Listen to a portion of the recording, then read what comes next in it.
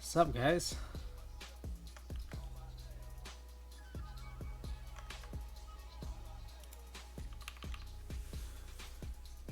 Got an interesting stream today, a little surprise stream. Last night when I ended, I said we'll be back Monday, but here we are back again today. Friday. We'll still have our Monday stream, the Hhkb concrete build. Denny13228, welcome back. Peter Poppins, welcome back. But today's gonna largely be very I would say very chore-like. We're gonna see what we can do, figure out some of this stuff. Just 3D printing right on.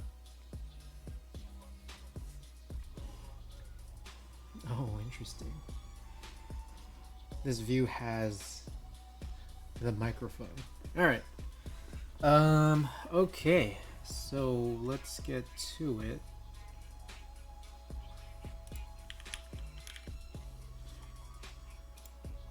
One thing we want to do is we just want to figure out what is really going on with last night's KMAC Hhkb.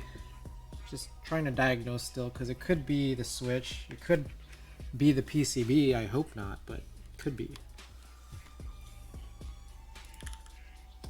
So let's see what we can do here.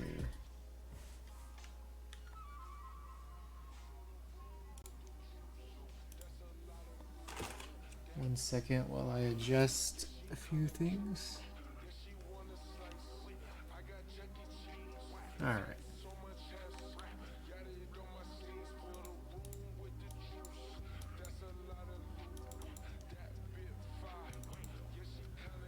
Okay. I hope my sound levels are okay, but let's get at it.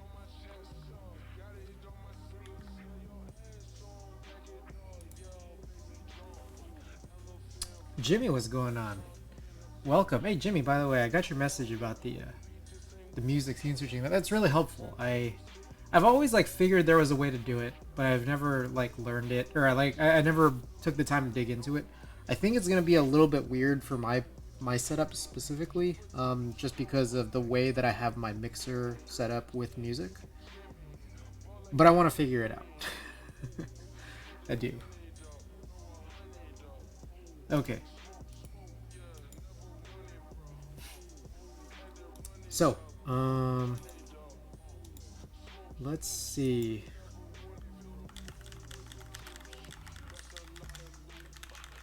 We're just gonna test to see if we get any kind of key chattering issues. Borderlands 2 is one of my favorite games. Oh. I think I've tried playing. I don't know if I tried playing Borderlands 1 or 2. I think I was playing 2. I didn't like it as much as 3. 3 was my first Borderlands game.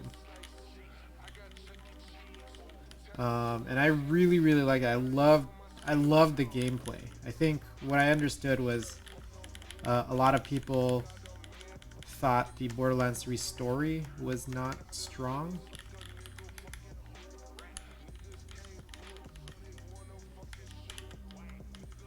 But gameplay wise, I felt like it was phenomenal.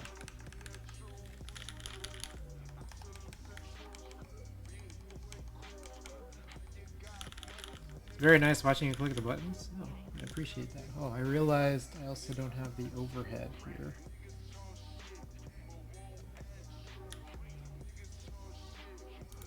There we go. So this one is this is the board we worked on last night, Jimmy. Just letting you know. And there's some issues we have with it.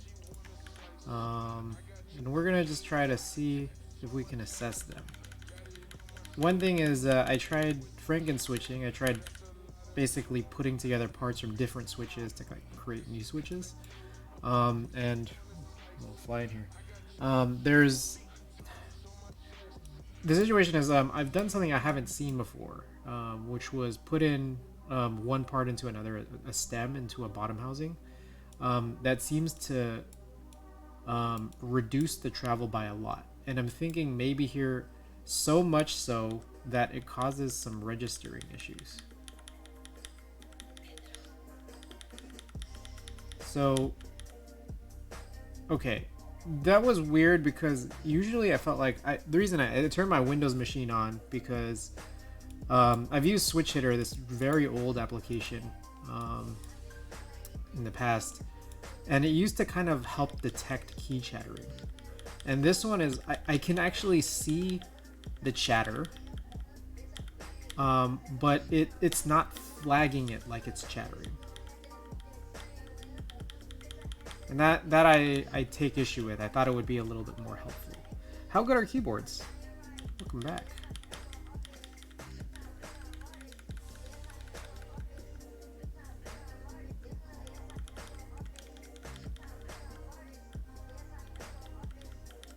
And so I'm left to wonder, is it possibly a switch issue? Because we've already swapped this out once. This is the second time we've put in a switch in here. Is it a switch issue or is it possibly a PCB issue? Hard to know. I think one way we could probably hopefully tell better would be if we literally put in a different switch into it.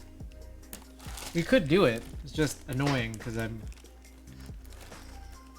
don't know. Like, we're guaranteed to have to try again.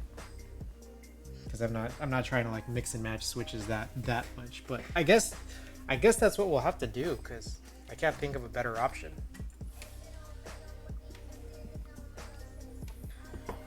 I'm gonna grab the. You know what? Before we do that, let's open this up on this mat. That's what I was. I don't know what happened with that little Allen wrench that I was using yesterday. I had it, and I swear I was like fiddling with it today, and then I don't know what I did with it. And that's what I forgot to finish looking for before I started stream. So let me poke around here, see if I can uncover its location.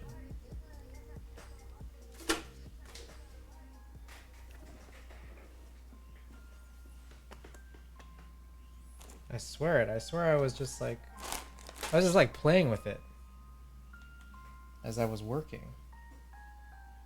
You can see here, it's just the 2.5 is missing. I could grab my standard and then just try to find one that kind of matches, but I don't really want to do that. I found this other Allen wrench here, but I don't think it's the same size. Let me try it.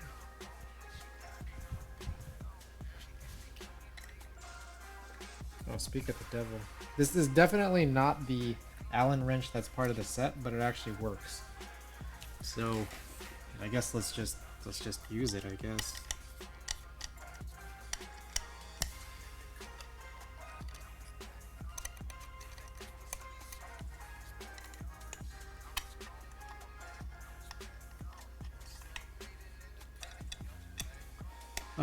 We'll see how long this takes. I'm hoping here that this isn't gonna be some task here that's very terribly long. So I'm gonna feel like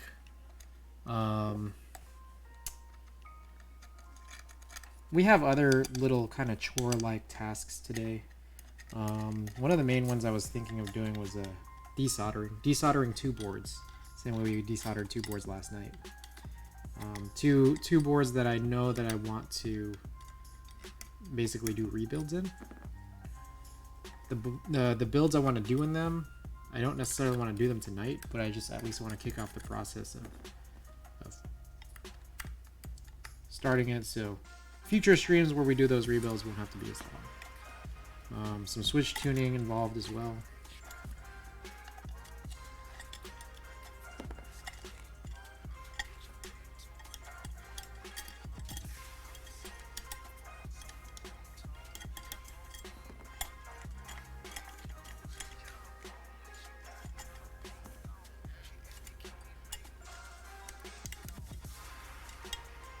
One of these is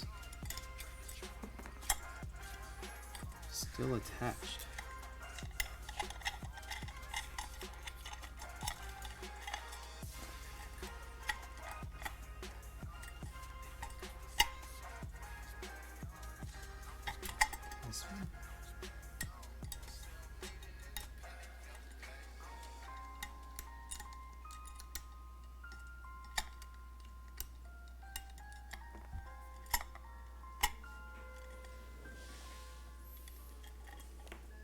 this one?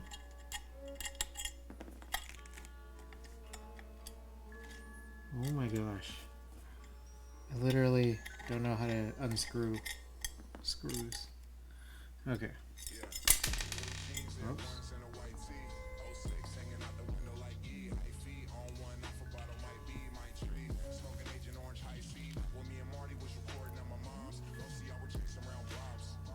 Two, 4, 6, 8. Okay.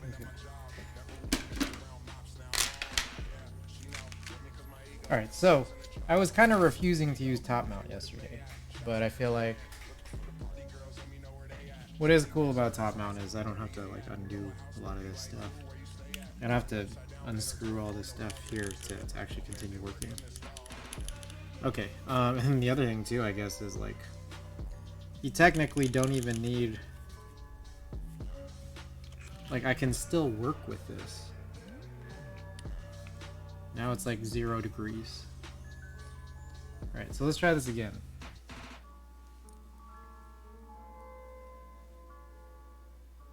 One second.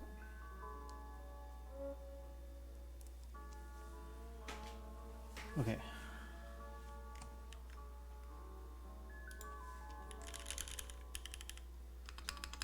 So this one, space and R definitely have some issues. I felt as though A had issues last night. It kind of still does, though, if you see that.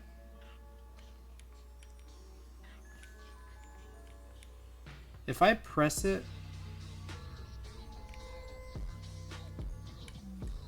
So let's see. I'm gonna pull this keycap off, right? So it's a keycap thing where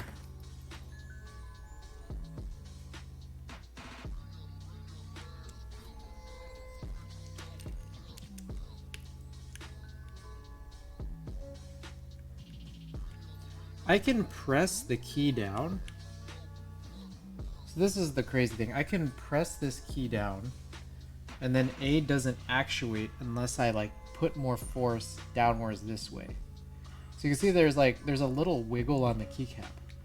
And I think what ends up happening is I am anticipating that when I press down like this, an actuation actually occurs, and it doesn't really until weight comes down this way when you see that wiggle. So it's almost like in order to be able to use this really properly, you have to have some pretty pinpoint accuracy. Not pinpoint, but it's like you can't be inaccurate when typing. And I don't mean that in the sense of typing the right letter, but like literally physically accurate when trying to approach the keys with your fingers. So I find that kind of interesting. Whoa, you're streaming? Oh, I'm streaming right now. Oh Welcome. shit, sorry to interrupt. No, it's all good. What do you have to? What the hell are you streaming? That Pokemon first-person shooter?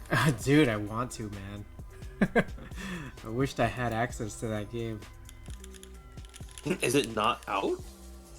I don't, like, it's some guy who just made it, so I'm gonna doubt that he'll ever release it, because he'll probably get in a bunch of trouble.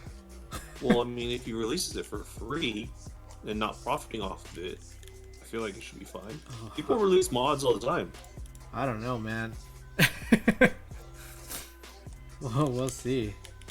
I'd love to be able to play it. If I find a way to have you download it, will you download it? Yes. Alright, here goes my I mean, search. The tweet literally said, I started working on this last month, so I'm guessing like it's gonna be a while before this guy finishes. Oh, his original post got taken down, actually. Really? Wow, it says media has been disabled in report to copyright. That's so crazy. He got flagged. Damn. Man, fuck Pokemon, man. I bet the people over in Japan that like manage Pokemon were just like horrified. Like how, like, what are these Americans doing to our like creation, you know?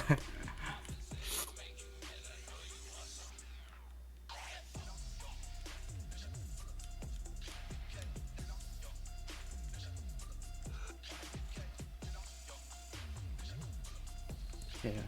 Oh, I realize I'm not showing this. So, trying to figure out. I was working on 2 builds last night, and one of them, I think I got a little too creative, and so now I'm trying to just assess some of these key chattering issues.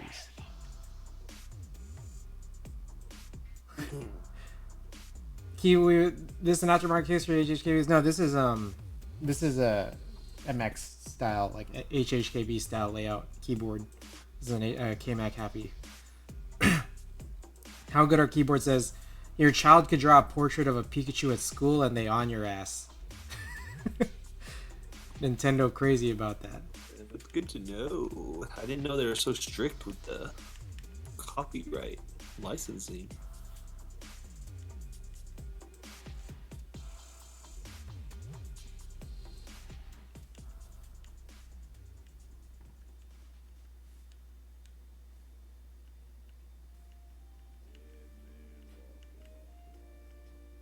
One day we'll strike it big. And when we do, I'll pay you off myself. Alright, so I'm going through all of these switches just to kind of see what exposes like some level of chatter. And I think most of them are actually pretty good, but there's definitely some bad apples here.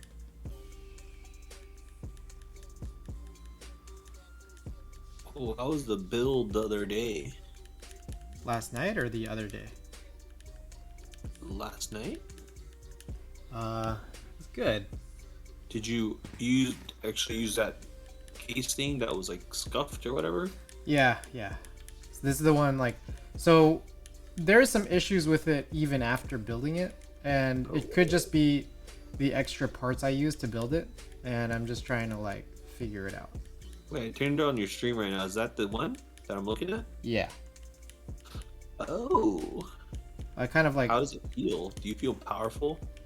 I do, but not in a typing sense. Oh, it looks so small.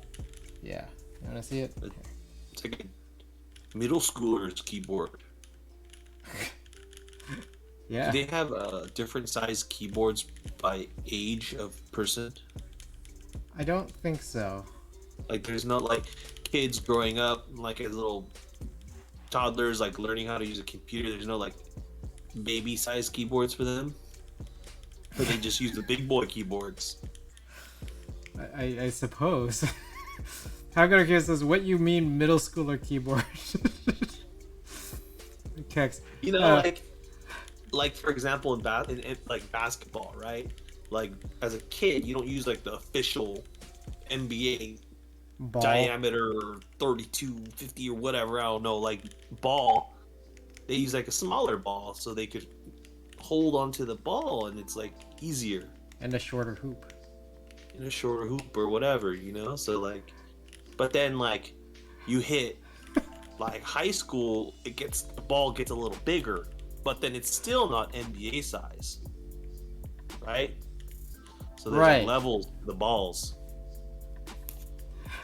How Good confiscate this man's mic. Why? You don't like hearing about different sized balls? 40s users confirmed babies. Alright, Keybloop says, is asking, do you use standard FN layout on HHKB or you do your own? For the most part, I use just the standard FN like layouts for HHKBs.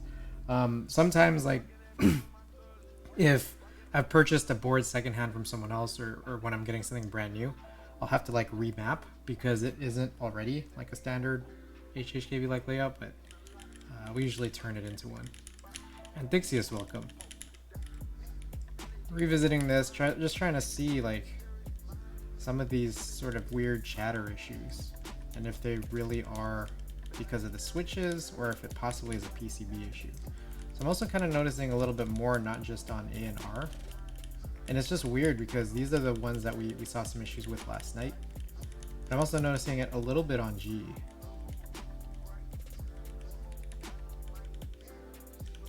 What does Anthixius mean? I've wondered too. I always like thought it was like anxious, but like the anthology version.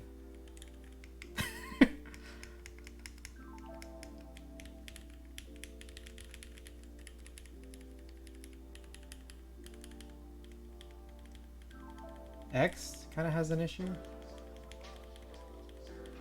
here and there. It sounds like the evolved form of an axolotl. Did you guys know that Whooper was an axolotl? Or is an axolotl?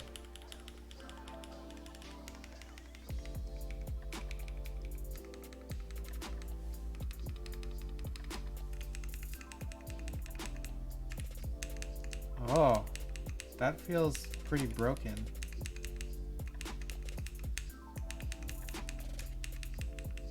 Oh, I don't know. Sorry, you guys can see this, but like, I'm striking alt. There's like some angles of some of these like switches, and this one's like really not registering very well.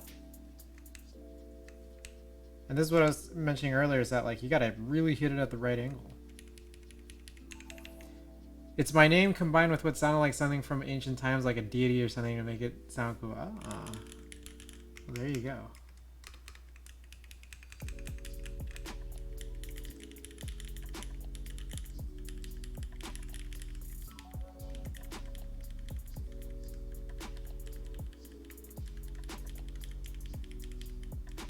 I think so. So it seems like there's like certain keys where like if you hit them at the right spot, it won't register. So even like X and C kind of seem like they have that issue. All right, let's see if we can write this down. So it's definitely, so the I guess the goal here is to find that angle on every switch.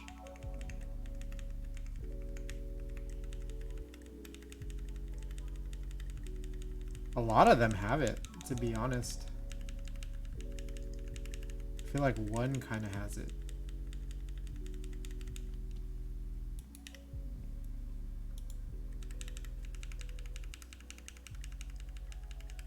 Three? I felt like I saw a little mismatch on 3. By the way, I have 2 packages to open for anyone who wants to redeem.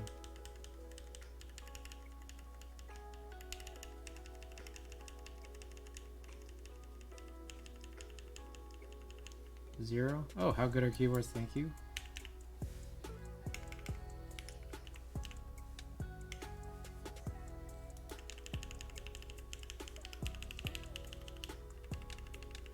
Thank you for redeeming. We will open those up shortly. Oh. Jesus Christ, we love you, God! Oh, I guess we got a little hydrate here.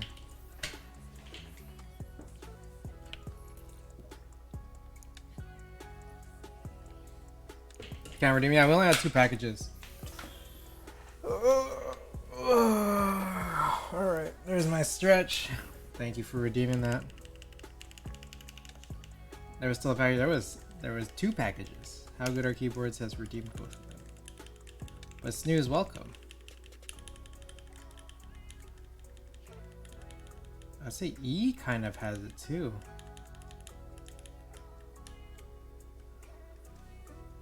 So it's weird because I kind of feel like it's not so much an issue if you're very how do I put it, like you're very focused in your typing, because like if you're focused, you'll eventually hit the right angle even if you are not one to get it the first time. But there are these like little like blind spots on some switches, not even all of them.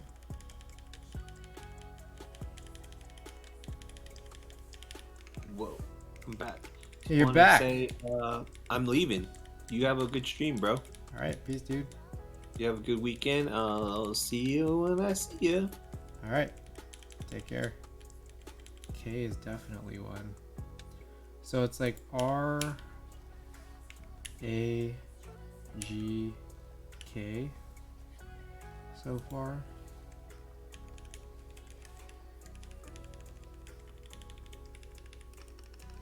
So there's a lot of these. Shift, definitely one. I'm wondering, so I at least want to get the alpha area. X, definitely one. because I want to be able to like accurately run a type test. So here's what I'm gonna do. I'm gonna switch these out with some of our switch number 1 switches.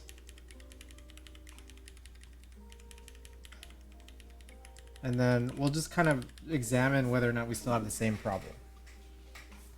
You guys cool with that? Alright, so a little bit of desolder work today.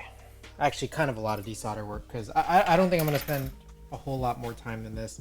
But I also do know that I have some packages to open up. So let's go and do that while the gun is heating up. Alright. First package.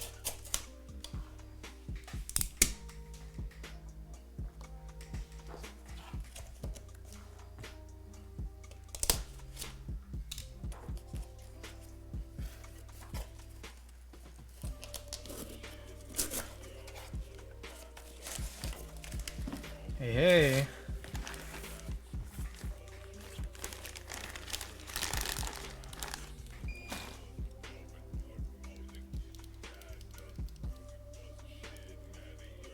You already know what it is.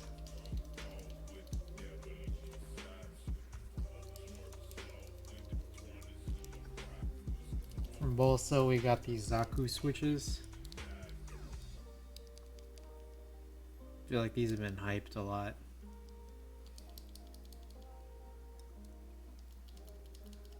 Pretty chill. I wonder, do they have like some factory lube? Curious. That looks like no lube at all. And it seems like super smooth.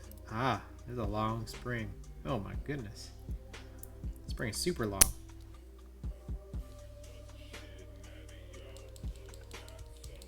And I'm loving the the length of the spring. Pretty nice, all things considered, because it prevents you from like really actuating at all. Best MX switch ever made. There's some hype for you. No factory lube, 2-stage up in there, typing this message on him. So there you have it. Okay. Next up, one more package.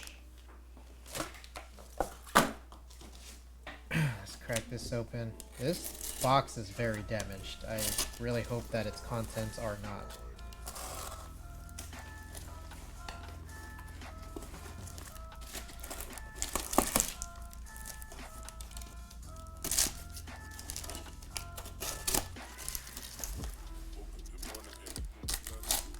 This is like one of the worst, I don't know, damaged packages I've seen. Luckily it's not a keyboard, but it's still actually kind of a lot of value in here. So let's see how we do. We have got here some Hyperglide browns, which I've realized I believe I have overpaid for.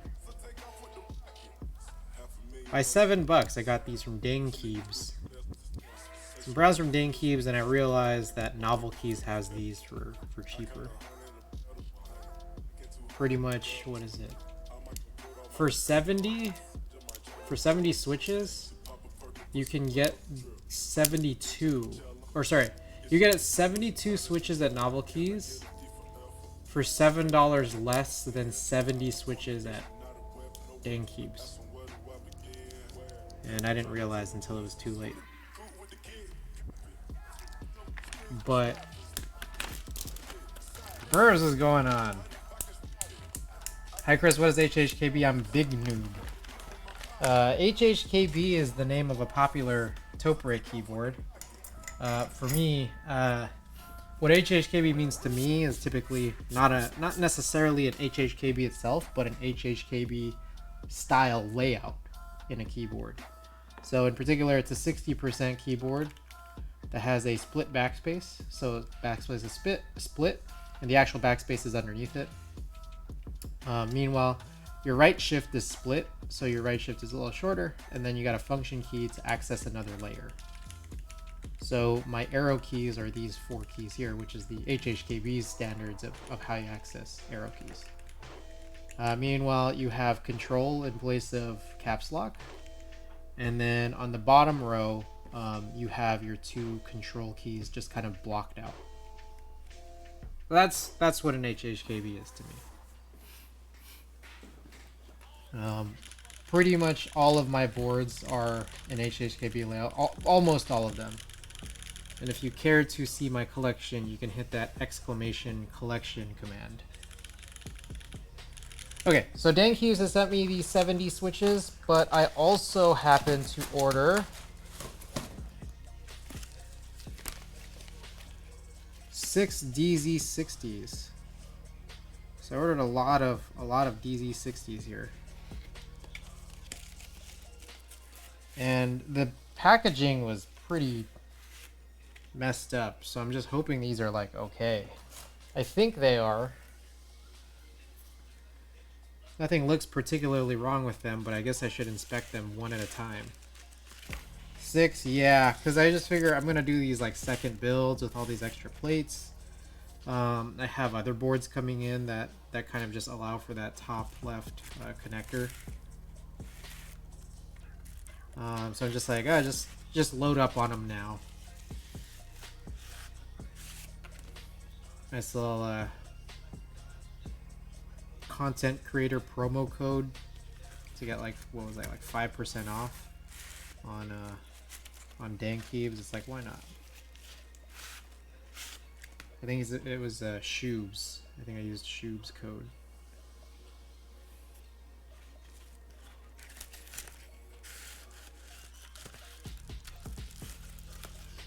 The collection is actually not really up to date. Just a heads up, because it doesn't contain this. Doesn't contain this Hhkb, and it doesn't contain the Z60. And I think some of the builds are like, I think like probably a build or two is like a little outdated, as it's listed, and some of the pictures are a little outdated, but they're all there. Okay, nothing I see like wrong with it. The box is pretty messed up. Was a little worried about that. Okay. Anyways, let's get this back up to heat. Let's also plug my gun back in.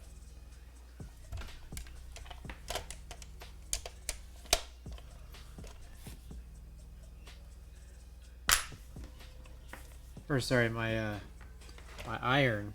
Gotta plug my iron in. And I also need to go get this work mat.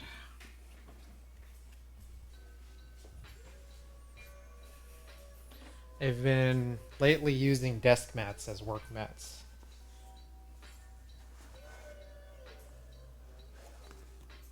Okay. I quite like the idea of it because it's just wider. Feels nicer in my opinion.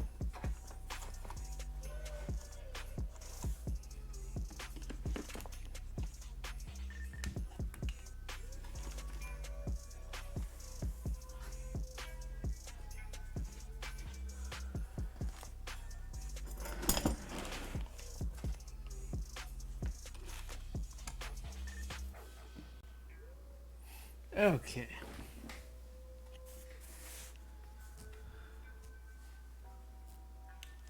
Never plug this in.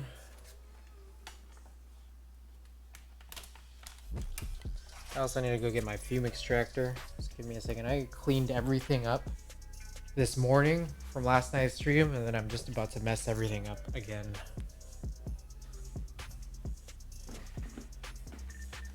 Again, we don't have like a full build or anything today, but I'm planning, or hoping at least, that this stream won't run past like 3 hours. Hoping. A little more chill, I think. Okay, so what did we flag? RAGKX.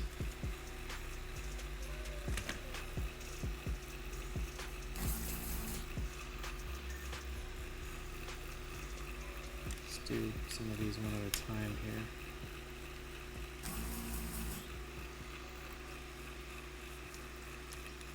G.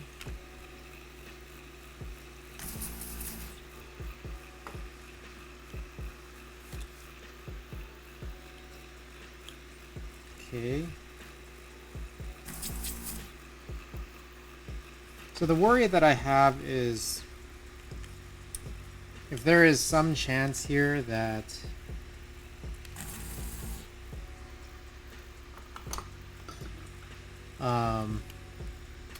it's not actually a problem with the switches. That's what I'm worried about.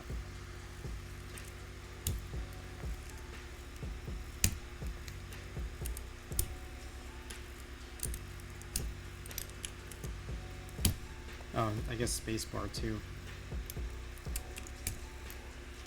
So I'm gonna put in, and I know this is gonna sound stupid, but I'm gonna put in different switches in here just to test.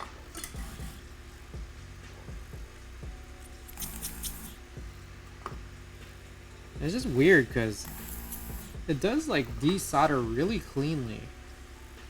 So why would I have issues? Strange, right?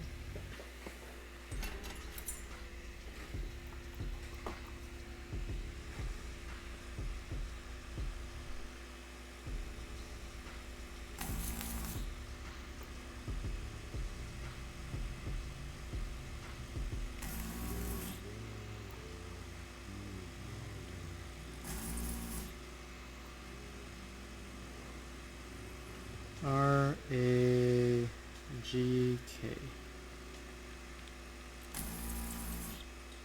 I feel like it's gotta be the switches, I think. RAGKX spacebar.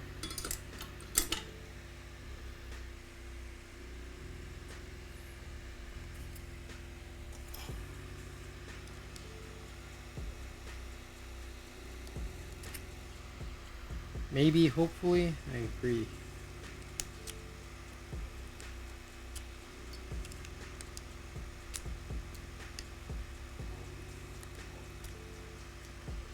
Okay, so let's just set these aside for now, and let's throw yesterday's switch number 1, entirely different switch, into this, and I'm not even gonna adjust that spacebar spring.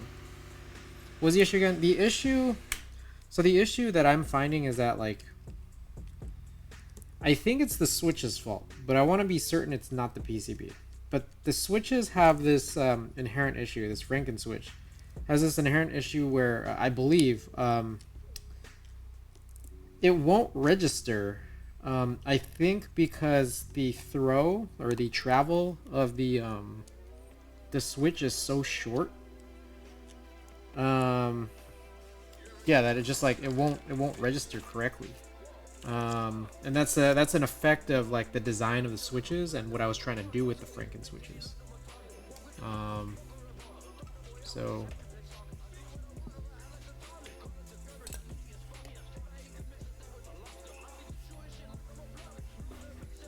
let's get this on. It's about 6 switches, I think. That we just added in. RAGKX and spacebar.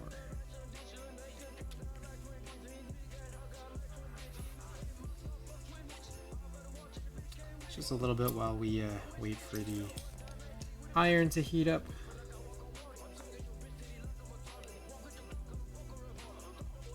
And so if it is a switch issue, then I would be really... I'd be relieved that there is no problem with the PCB, but I would be disappointed in the switch because I was really hoping for it to like... I was really hoping yesterday. I was so excited that it was going to be good, but I'm not going to lie. Even if there weren't this issue, I would say that there's issues with like even the... I don't know how to put it. The acoustics of this switch. It doesn't sound that good, but I want to see if like we can at least get it to even work properly. And if we can, well then we can assess the switch from there. But if we can't, then no, there's a lot of problems. So.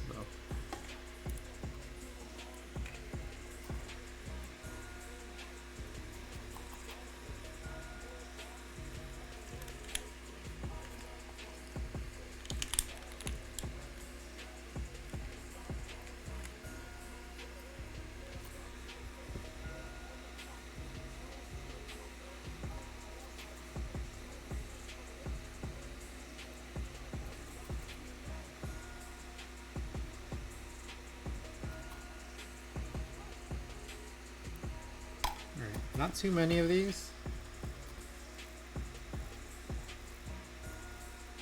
Fortunately. Again, all we need to do is just see that it works. So the funny thing, or the silly thing here, is that it has me rethinking of just even my plans of what to do. With all these switches I have, all these parts I have for Franken switches that I've already tried putting together, and that I'm still going to do, and parts that like are kind of even like on the way. RAGKX spacebar.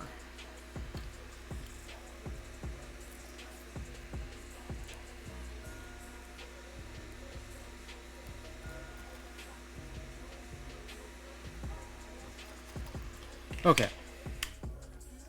So that kind of just like might be it. The funny thing is I don't have to reassemble this. That's like the funniest part. Nothing to screw because it's just top mounted.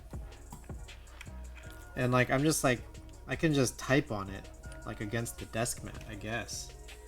So let me see if I can get monkey type open. I guess we'll do monkey type on Windows.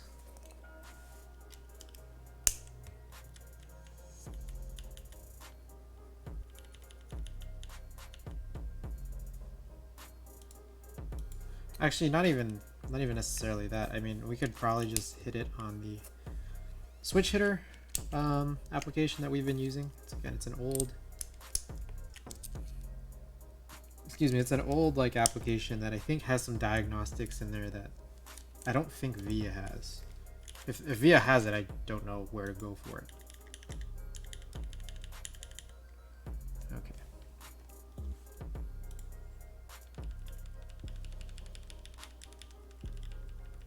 I mean, it works.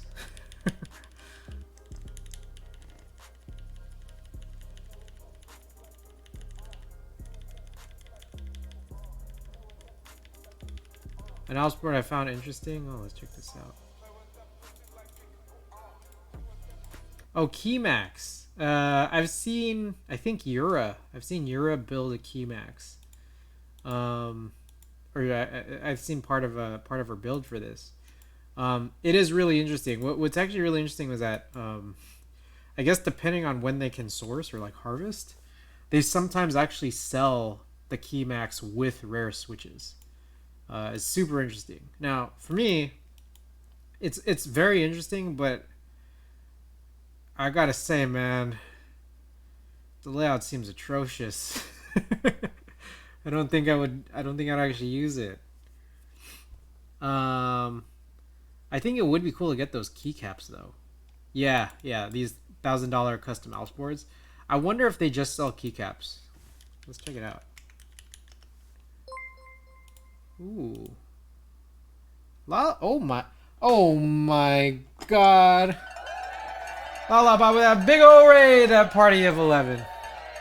Hey. Alright. Real quick, we're looking at KMAC. Bitter Seeds just brought this up because I've seen these before.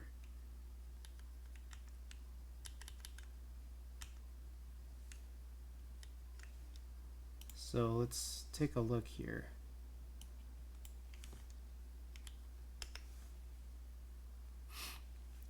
Lala, what were we up to today? Caps are resin things fuck. Let's see here. Products. See this that kind of sucks because it's like Dockiness, thank you for the follow. Did I turn my I did turn this off. Turn my music off. Just saw a video of this board. Are people getting it in hand or something? Because I remember watching you were do this build several months ago, and I'm just wondering if people kind of probably bought it around then for, you know, just for the fact they were promoting them. It says lead time is 2 months, so maybe people are starting to get these in hand. I just the keycaps are really interesting. I wish they kind of just sold the keycaps.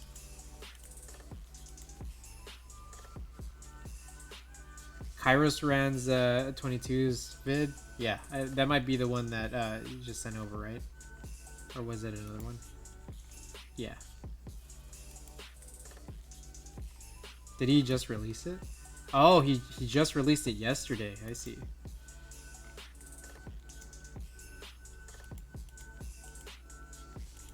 Holy shit, look at these keycaps. I don't know if you guys can see that. Oh, what the? Oh, I guess it's control. These keycaps are nuts. Did you watch YouTube videos? I didn't. But I just like I've seen these before. Like I've seen KMACs, but I haven't paid super close attention because I mean, like, look at that layout, right? Right, guys? Right? Look at that layout, guys. Anyways, yeah, I should watch the videos, but yeah, I haven't had an opportunity yet. What the fuck is that board? It's like custom Alps. So yeah, I wish they sold just the keycaps, but I don't know that they do that. Cause I will get them.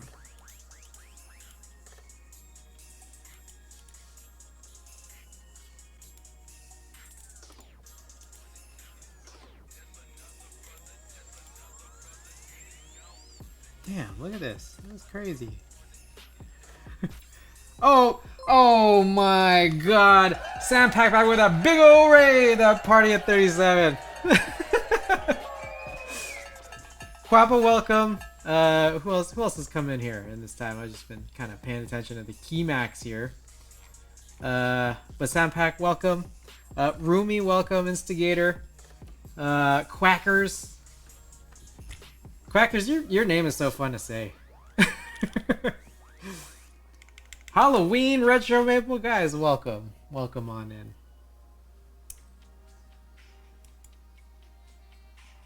Yeah, we're just taking a look at the KeyMacs.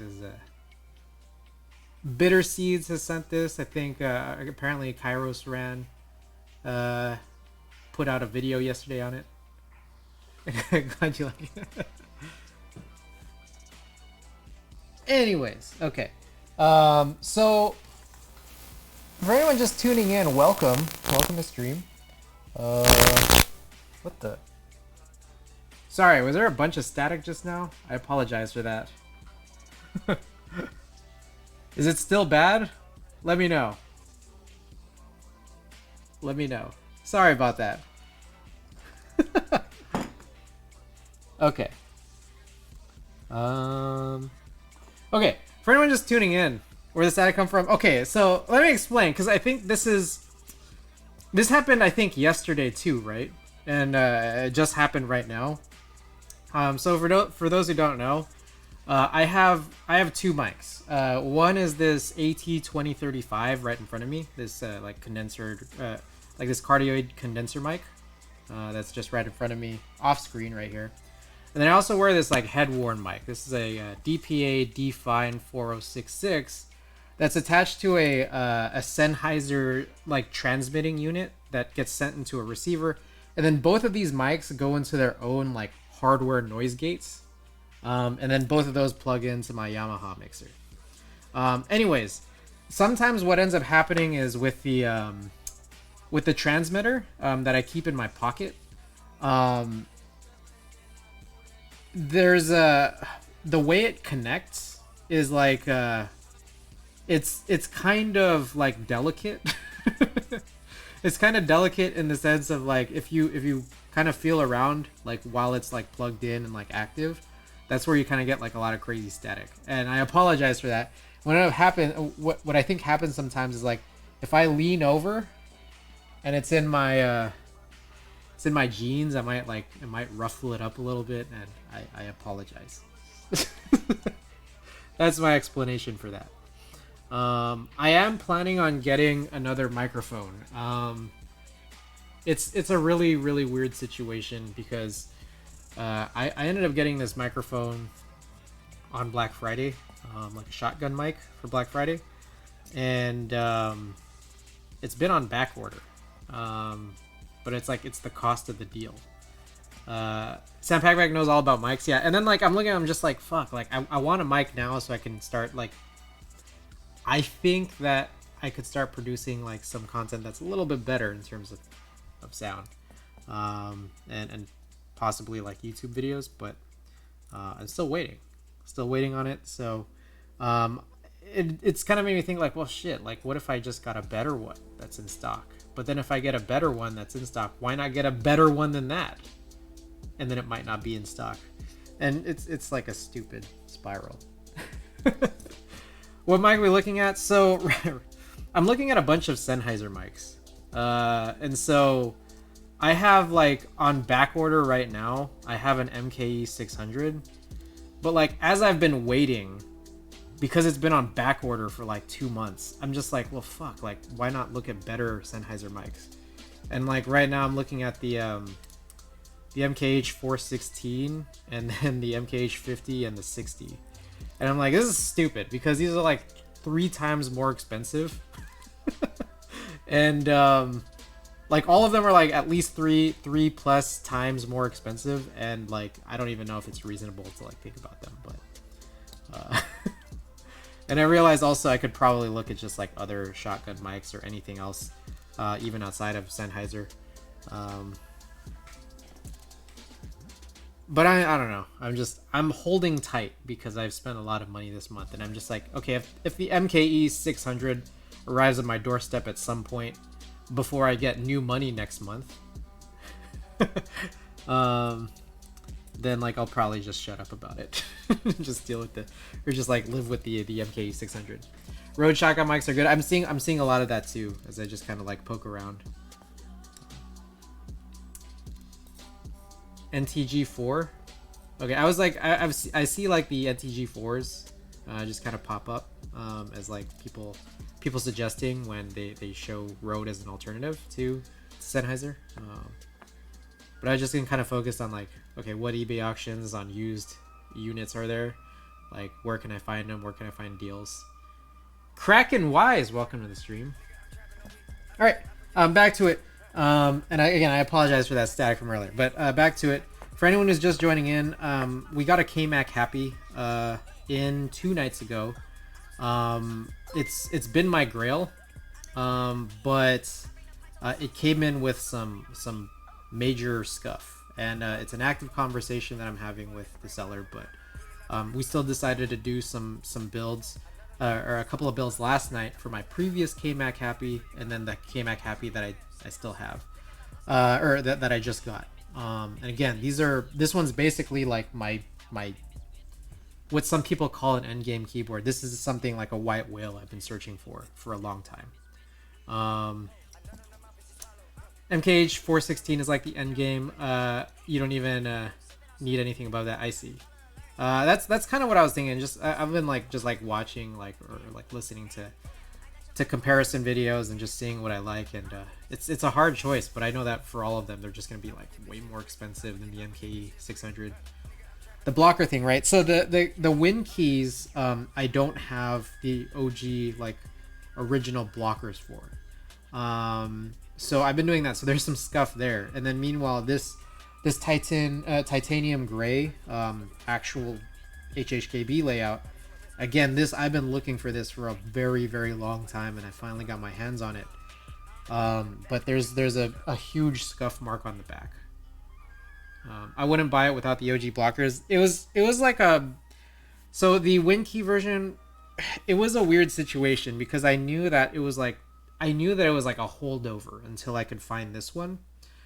And I got it thinking that everything was there, and then the seller didn't even realize that the OG blockers that he sent over didn't include the ones that I actually wanted. So for WinKey, they included 1U blockers, and then for some reason they included 1.25U blockers, even though there's no 1.25U capabilities on it.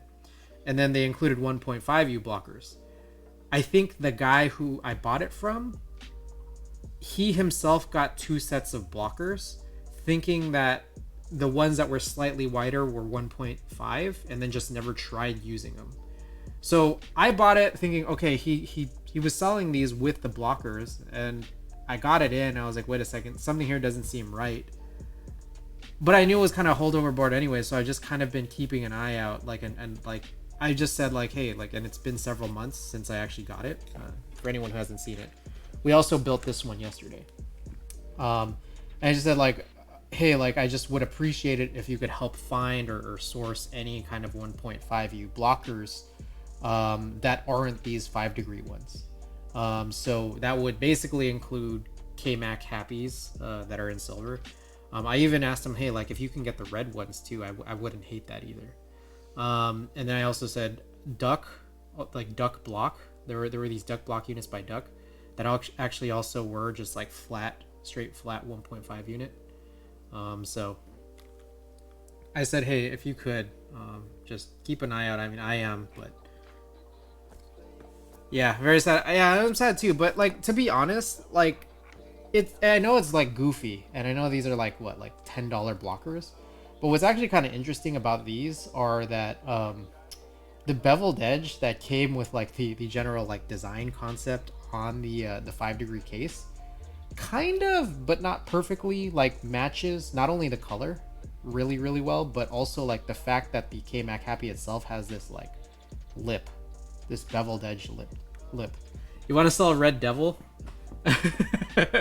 I you know what's interesting was like for a long while I was thinking like, man, I don't know if the Red Devil's color like really matches things as well as like classic red, GMK classic red. But then like when I think about it, I was like, no, like a lot of these crazy, like especially like the vibrancy of Red Devils matches really well with anything silver. So yeah, I'm gonna be running this on silver. Whether it be here on this KMAC Happy Wind Key or on my my Duck Viper, probably the best choices, I think. Red Devils, I heard the extras sold out in like a minute on Hhkb. Anyways, where were we? So anyways, we had this KMAC Happy that we brought in for anyone just tuning in, and we did both of these builds, like rebuilds, yesterday. One of them, or this build in particular, because I thought, like, you know, aside from the scuff, I thought that this was gonna be so crazy.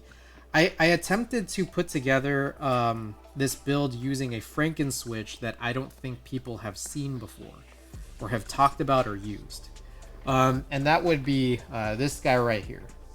This is a Hyperglide Black, a Hyperglide Black stem inside of a Panda housing. This is a YOK Trash Pada housing.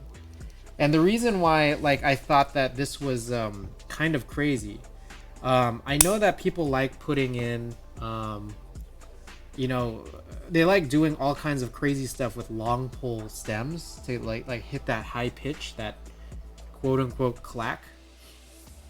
What I found amazing is that this isn't even a long pull between Hyperglide, or like for Hyperglide, but what I noticed is that Hyperglide stems, they're the only stem that I'm aware of that has, let me see if I can, I'm gonna try to hold this better. I have a something here somewhere. One second.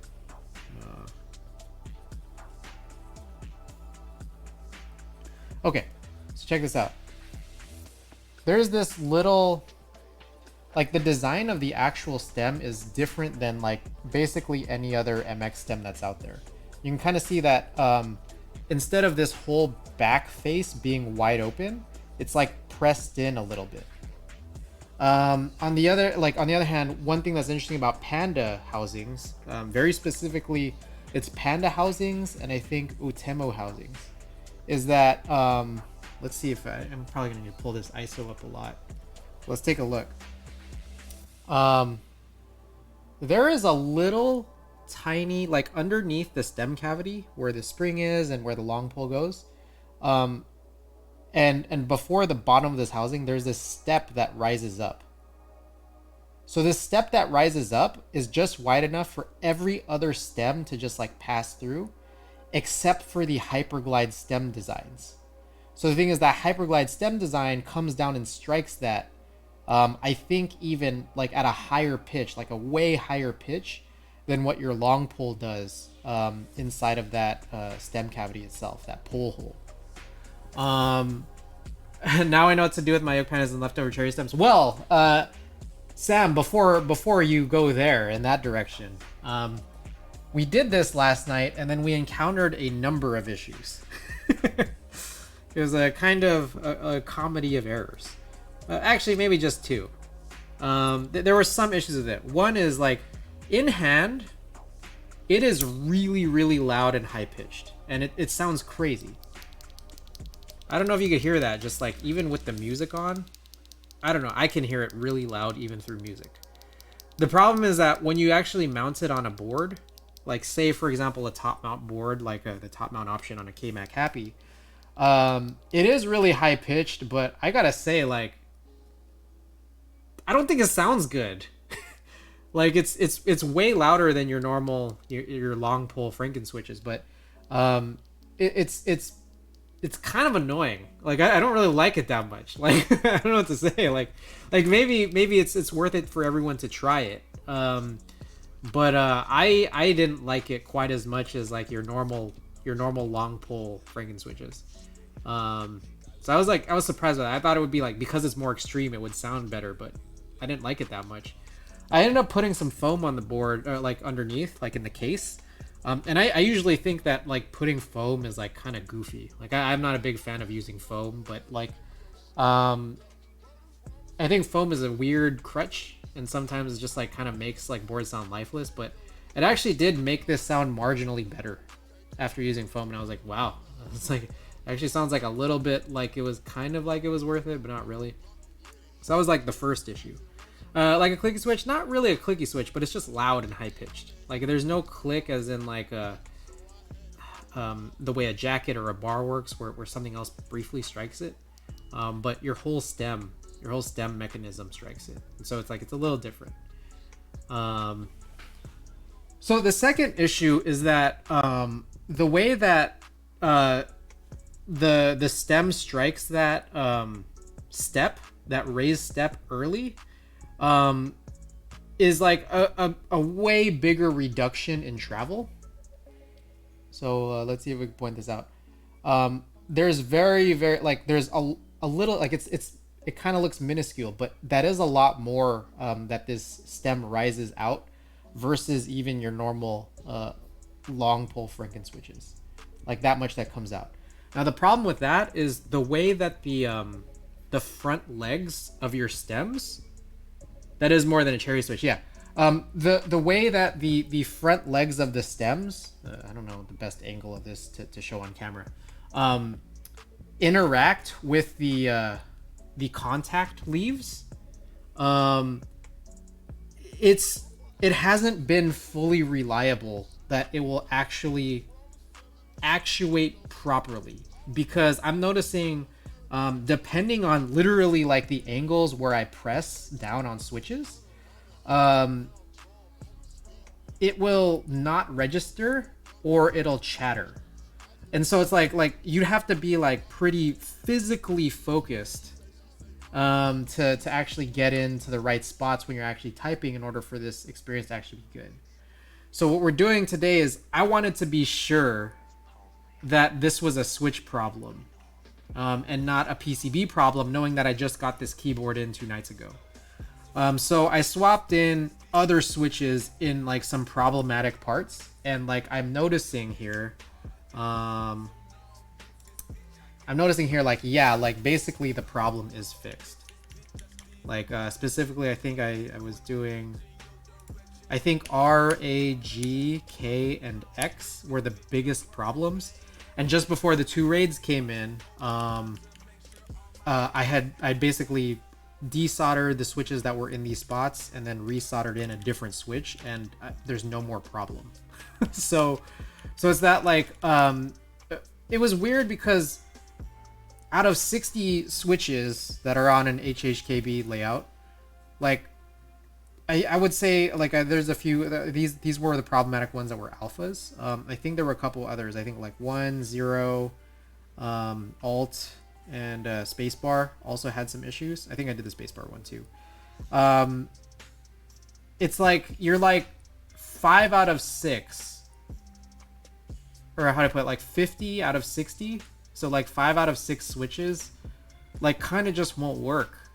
And so like you're gonna have like reliability issues, which means you're gonna have to like pump out way more. You're gonna have to like pump out a lot of these in order for this to actually work properly. So right now, like as stupid as this sounds, like I have like a mix of switches here. We can finally actually try to do a successful like typing test, hopefully here. And you guys can just kind of see that like, okay, this does work at this point. But you're not gonna. Well, I don't even have inconsistency. I don't even have consistency in the sound right now. But we can still just try to run it and pretend like everything's fine. So let's screw this back together and then let's do a type test. Even though like not even all of the alphas are the same switch. Let's kind of just compare.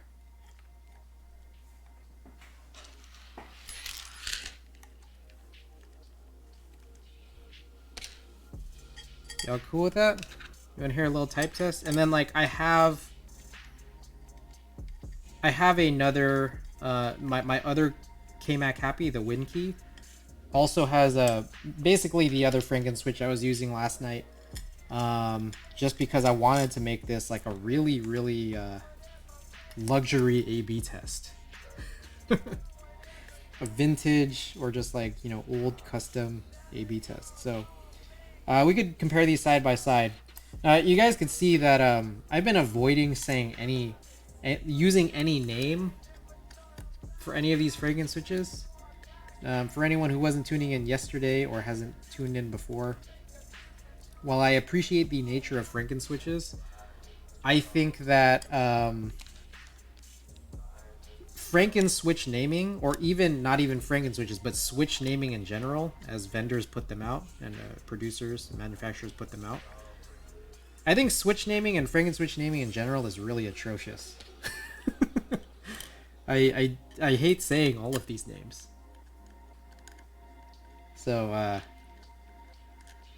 I usually just kind of explain what's inside of them, and I recognize that takes a lot longer and is a lot more convoluted than saying a simple name. But if I tell you what's inside of it, then at least it's really clear. Sam, but I love this. I'm not gonna say these switch names, man. I'm not gonna say it. So, in this board right here that I'm screwing back together, what do we have? This is Hyperglide stems in Panda housings with 68 gram Slow Extreme II SPRiT springs. In the Win Key, I have what is it? Cherry Hyperglide tops, Kailh Black stems, 68 grams Slow 2 SPRiT springs, and OP Black bottom housings. There you go, Quappa. I'm still very sad you don't have the real blockers. Every time I think about the KMAC Happy, I think about you. I appreciate that, and I appreciate your concern. I understand that you're sad. I am a little bit sad too, and I really wish that I could resolve this problem. And, you know, I'm still in contact with the guy I bought it from who said he's still on the hunt himself. And if you or anyone else would also like to be on the hunt, I mean, please, like, I welcome your help in finding it. I actually... One thing is, I love some retooled MX Black bottom, MX Black top, and MX Black stem. That's the stuff. Another thing too is that, like, I want to learn how to actually just make my own blockers just so I can do it myself. And I would love to actually like do this like at scale to vend them, even though I know that there's no other market for these other than myself.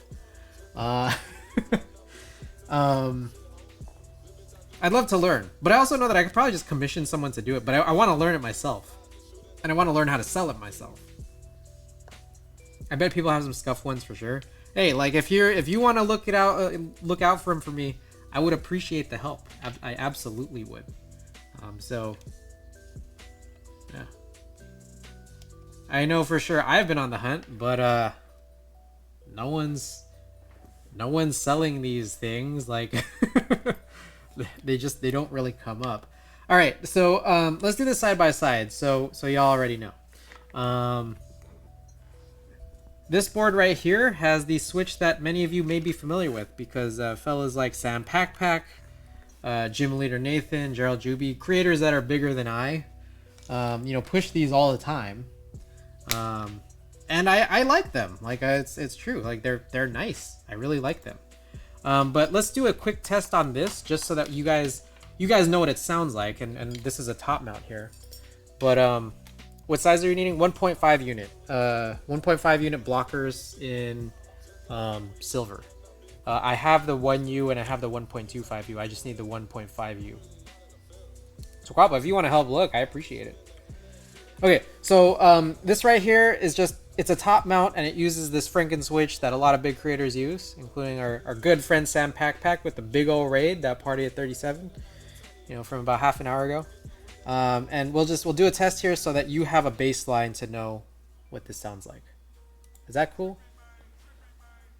All right. Let's turn this music off right here. I'll try to center this this microphone. And if the problem is when I censor this microphone, then it completely covers my screen.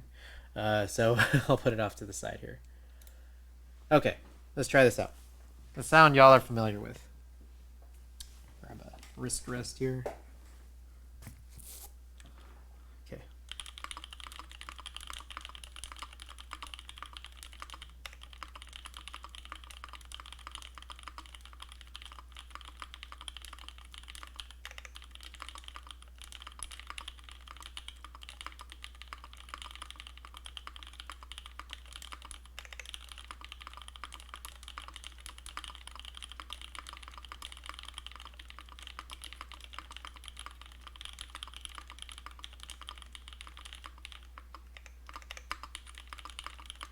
Oh, what the fuck?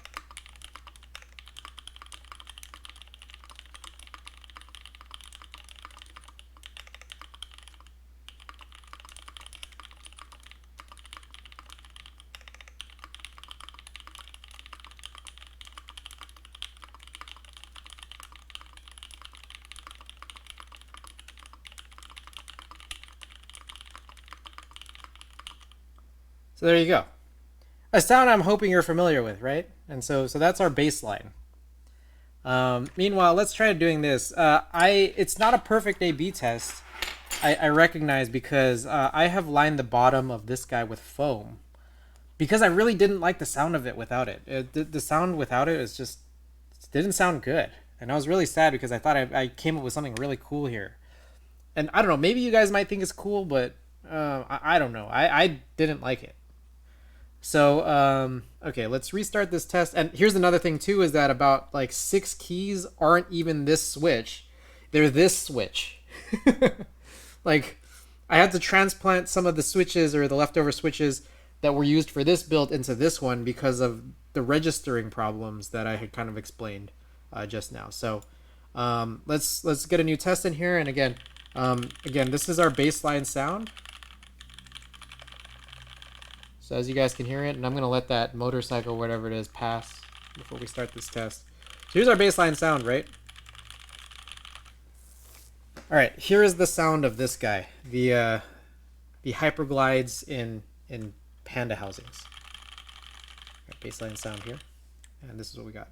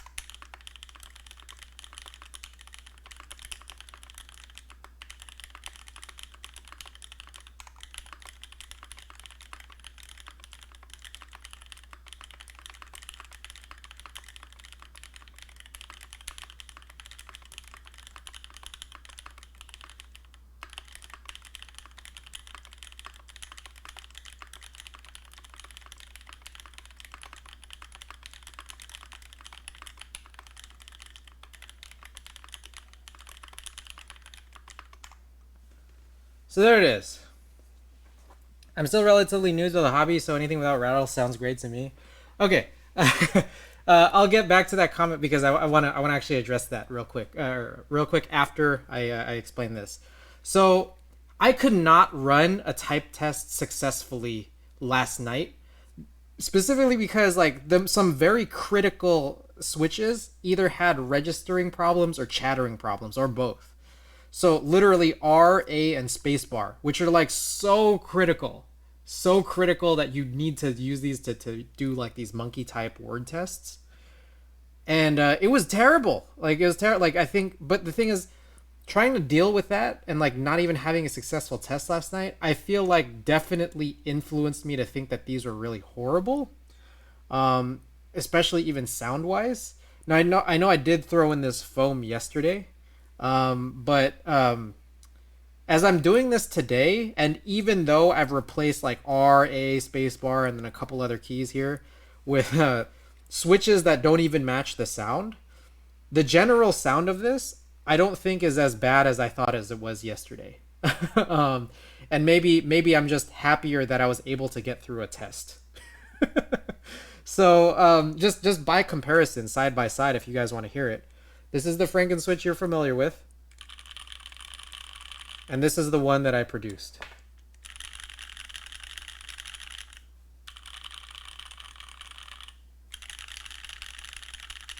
Pretty big difference, right? And I know I straight up know that like including A is like it's pulling this pitch down a little bit on this side. Let's see. I'm trying to figure out. Maybe like this. CVBN.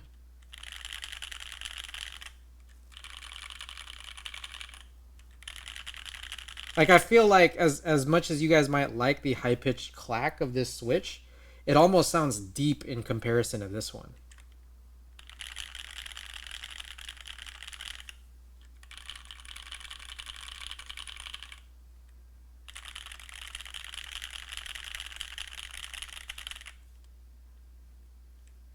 Yeah, I don't even think that's the right keys to press either, so maybe something like this.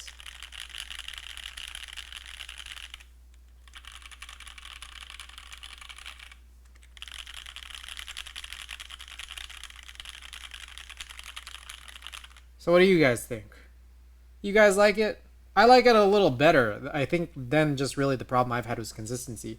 Another thing too though is that like again like the angle I guess at which you strike these switches kind of matters, and it's like because I found the same types of problems specifically like even in spacebar, just it made that such a huge problem. So this spacebar is not even supposed to sound this deep, just because it's not even supposed to like match. And this would have definitely been like a higher pitched thing if we had used a different switch. So honestly, this is where I land. How do I put this? I could, I guess, attempt to continue trying to swap switches, but like I really just like I don't have many left.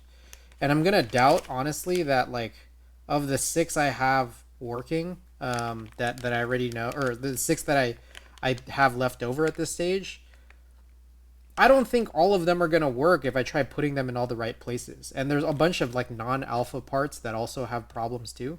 I think alt is one of the worst remaining ones. So I don't even think I'm going to continue this. The truth of the matter is I'm very probably just like not going to continue along with this particular switch. I'll be honest in saying like I might drive this even with all these stupid mixed switches. I might drive this for just a little while to just kind of like enjoy it for as long as I can or will. But for some time I don't think I'm actually like I'm not going to use this really seriously, and I'm probably just going to do a rebuild, to be perfectly honest. Okay. And then with that said, it's like one of the plans that I was planning on doing was actually doing like brown, like Hyperglide brown inside of Panda housings to get that same kind of like high pitched clack effect, but with one of those light tactile bumps. But it has me rethinking whether or not that's even a good idea. Because I wonder if I'll have the same kind of registration or key chatter issues I've had here. So I have to rethink because like I have all these parts and I don't know what to do. Allhex, hey, what's going on? Allhex, I don't know if you just missed the type test, but because I'm much less frustrated. Did I already rebuild? No, kind of. Allhex, my spiel here that you just missed was that I'm mixing switches on the problem switches. Like I've just mixed switches in here from this build into this one. And the registration issues are gone. So it definitely is a switch problem. I don't have enough switches to replace all the problem switches. So I'm just like, I don't even want to like finish the rebuild. Yeah, it's great that it's not the PCB. I'm super happy about that. It's great that it's not the PCB. It's a switch problem, but I don't have enough to actually like kind of cherry pick the right ones. So I'm just leaving it here for now, even though like you're gonna have some sound consistency issues. It's silly. Like, I mean, here's A, right? It's like a different sound going from one switch to another because the A was the one that's messed up that I had to replace.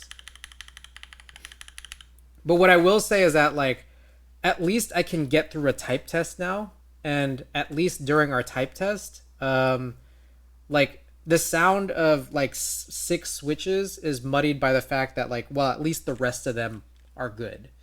And with that said, like going through it and like not being as frustrated in being able to complete a type test this time around, I actually like it. I actually like it better. So yeah, guys, we did it, even though they're mixed, even though the switches are mixed. So I'll do a short little test for you.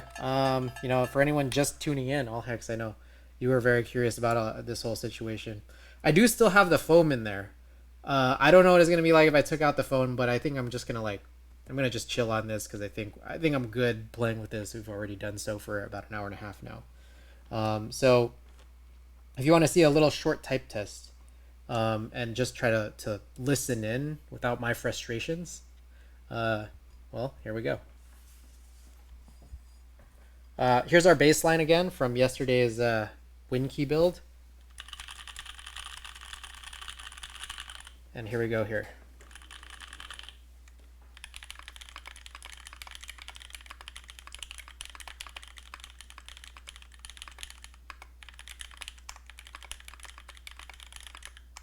Oh my God.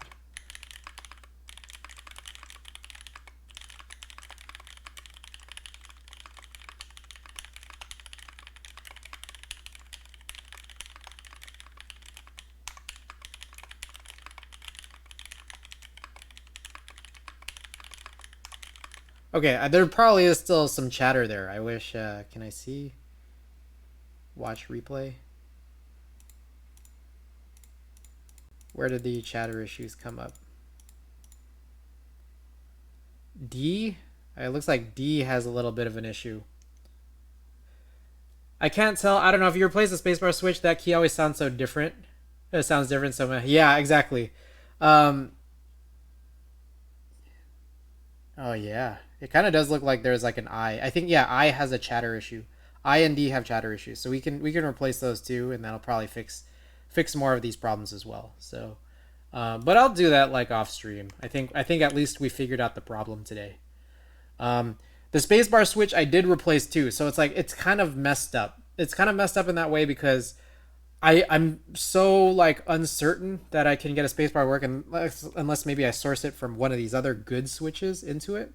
But I'm also thinking that like one thing I noticed for anyone who had missed it from earlier, average babysitter, welcome. Are you gonna buy more or just swap to a different switch entirely later? I kind of have more. Like I think I kind of can deal with this, but it's like I have to do more Franken switching just with parts that I have to find around my place. So I could do it. I'm just like, man, do I want to? Like I don't know. I don't know yet. But what was I saying here? Yeah, I don't know. I'll do some of this off stream. I feel like we've kind of figured this out, and I think we can kind of carry on with tonight's work. Because I did want to actually do a couple of other chores through tonight. Yeah. Spacebar. I think okay. One of the issues with spacebar though that I was mentioning is that so some of these problem switches, the issues they have are that like I don't know if chatter is related to it, but when you have the registering, like the registration issues, like where it doesn't press, one thing I noticed is that like you have a situation where if I pull up Elite keyboards, switch hitter, if you hit it at like slightly like not the perfect angle, which I guess I do a lot, it won't register.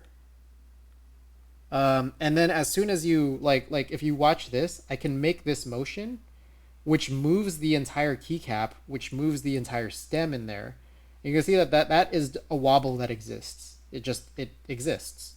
But as soon as you get that wobble, what I think is happening is it pushes the leaves up and out, like outwards, so that the registration can happen properly. And once you do that, like that's when it starts working. And most switches can actually do this properly, but like some of these problematic ones don't. And then meanwhile, I don't know if it's the same switches, but some of them also just end up having a chatter issue. So I can fix them, or like I can try to just keep pumping them out till I have a board filled with these that work, but it's silly. I recognize.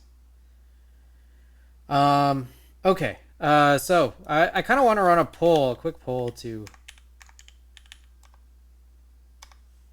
see what else we can do tonight. I had a few things on here. Okay. What to do next?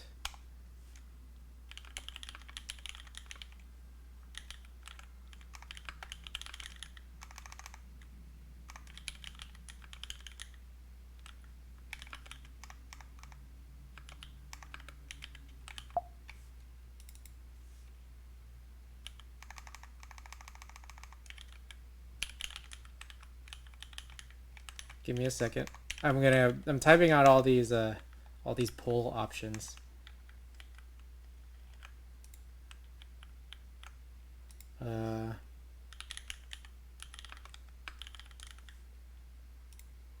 Shit, what was the other one?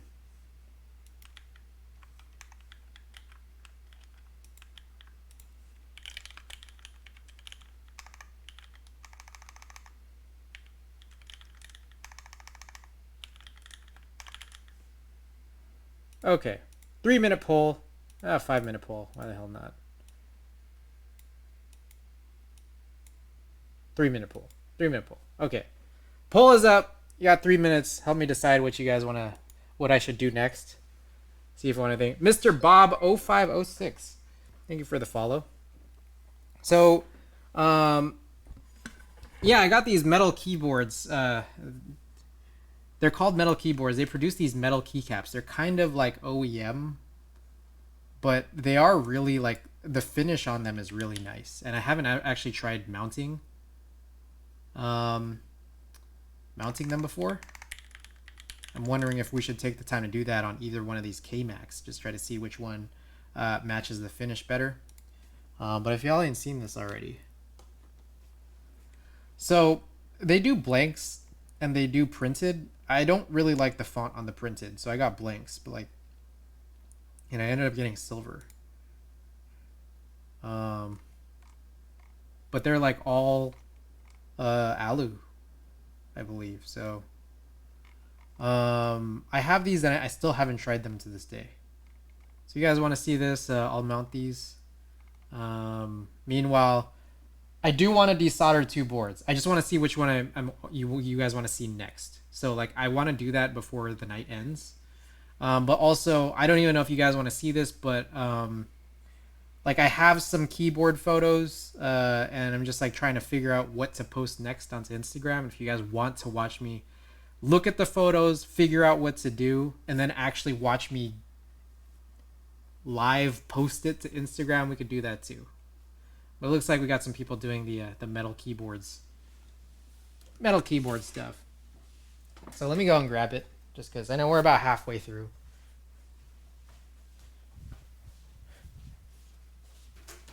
Halfway through time, but why not? I got these like super old trays from I don't know what vendor. It might have been Originative. And it's like a really kind of interesting, weird tray thing. It's like a clamshell box. And then it has these like 2 foam layers. And I started using this. So this is the silver. And then there's the second layer. Okay. So we'll just show this off. Oh, someone wants me to. Whoa! Someone's going nuts with these votes. Oh, really want to watch me desolder. Now, let me turn this ISO down a little bit so you guys can just kind of see how it finishes. Oh my god, who the heck was voting for that much? Oh my god, All Hex really wants to watch me desolder. He wants to roast me. Let's look at that finish. Alright, I guess we're desoldering.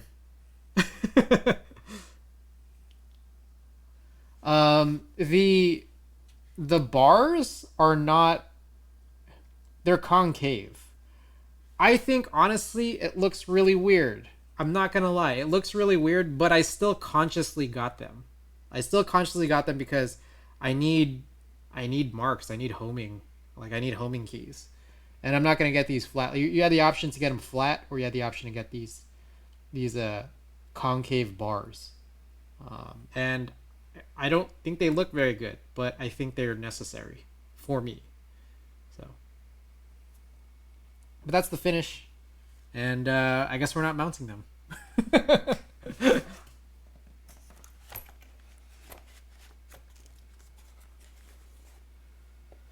All right. Fill them in with solder. I wonder if like I could like perfectly size like a piece of like silicone so that like you can kind of trap it inside there and then have it be a convex bar with silicone. All right. I guess we'll do some desoldering. 2 boards. 2 boards we're going to desolder just like last night. Let me get this music back on. I know you guys probably want a little ambiance back, right? A little trapping in paradise ambiance. Probably easier than you think, yeah.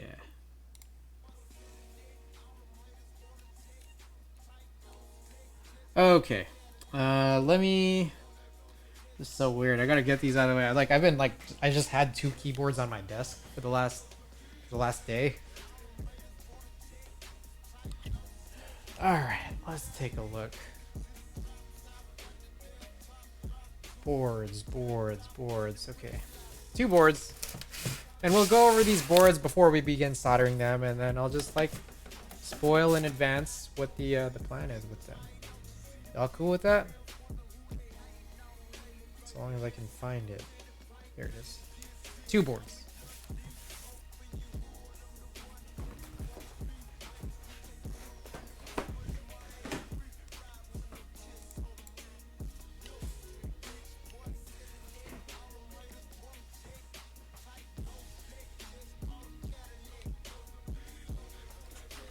Okay, 2 boards.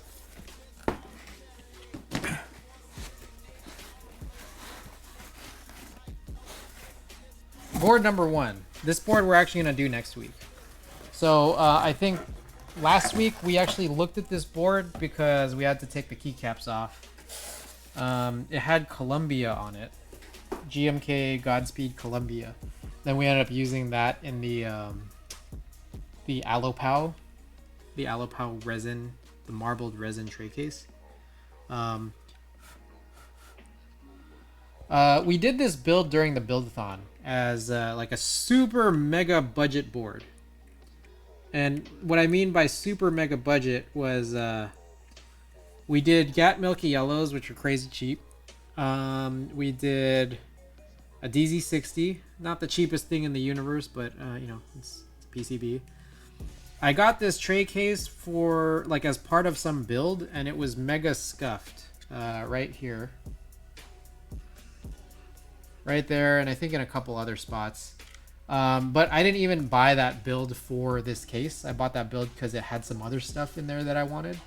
Specifically, like it came with some keycaps.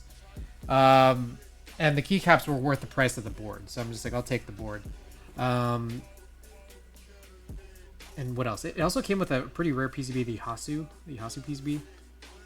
Anyways, so I just had this case like lying around. I also had this plate lying around that I totally forgot I even owned. I bought this. What were the caps? It was the DCS Alpine Winter. It was a DCS Alpine Winter build on this like weird layout powder coated plate. It was an Hhkb 6U layout.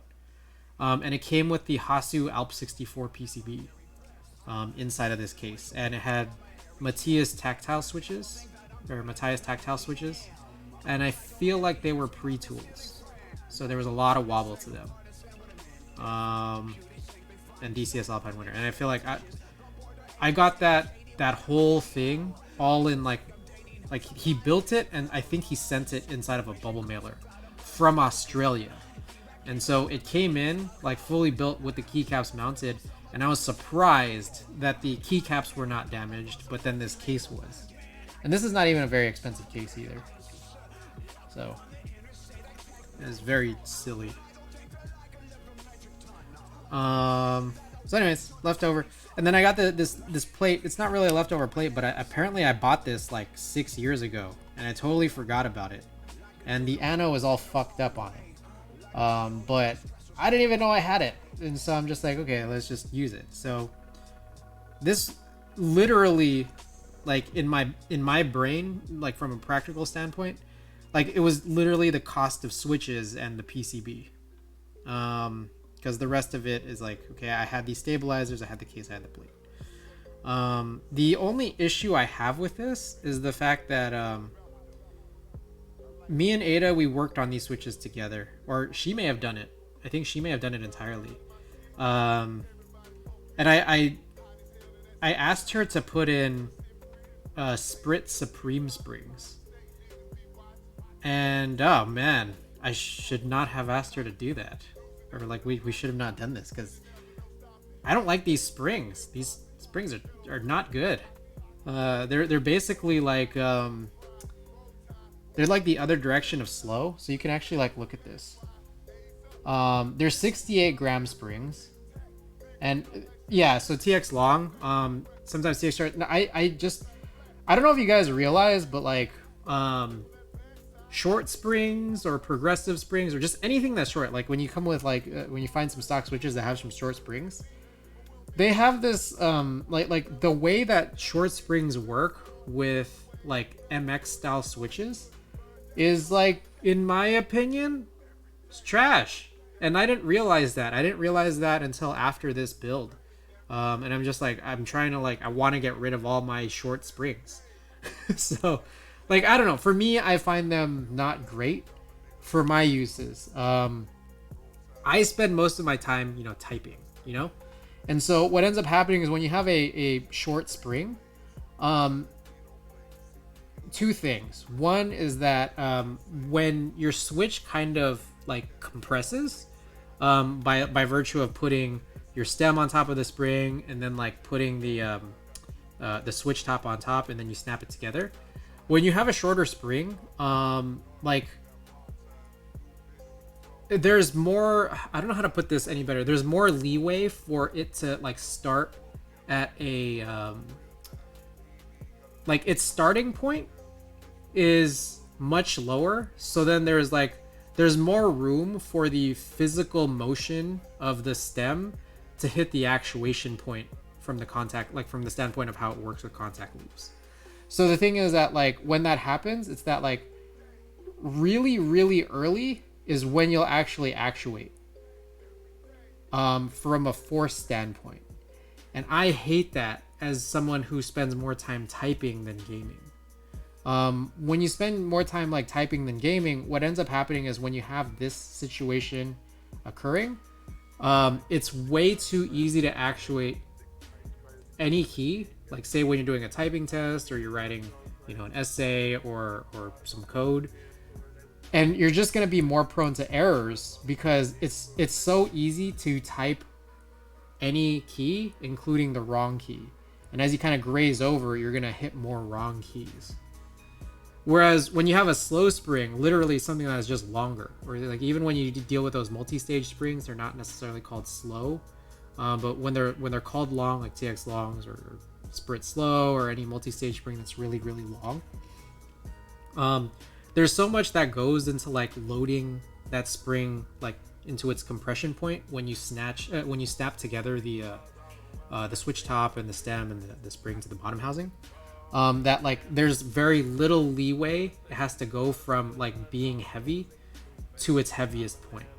And so when you get to the actuation point of a heavy spring, like it's gonna require you to press a little more, even when the actual weight, the full weight of the spring when compressed is exactly the same. So I don't know if that makes sense, but that's how I've understood it. And so like I just try to run slow or long or multi-stage long springs for everything ever since like August when I was doing these types of builds. So yeah. I want to rebuild this with like literally just like swap the springs and then just like reassemble it all together. So I have to oil a bunch of springs and then take this out, do all that.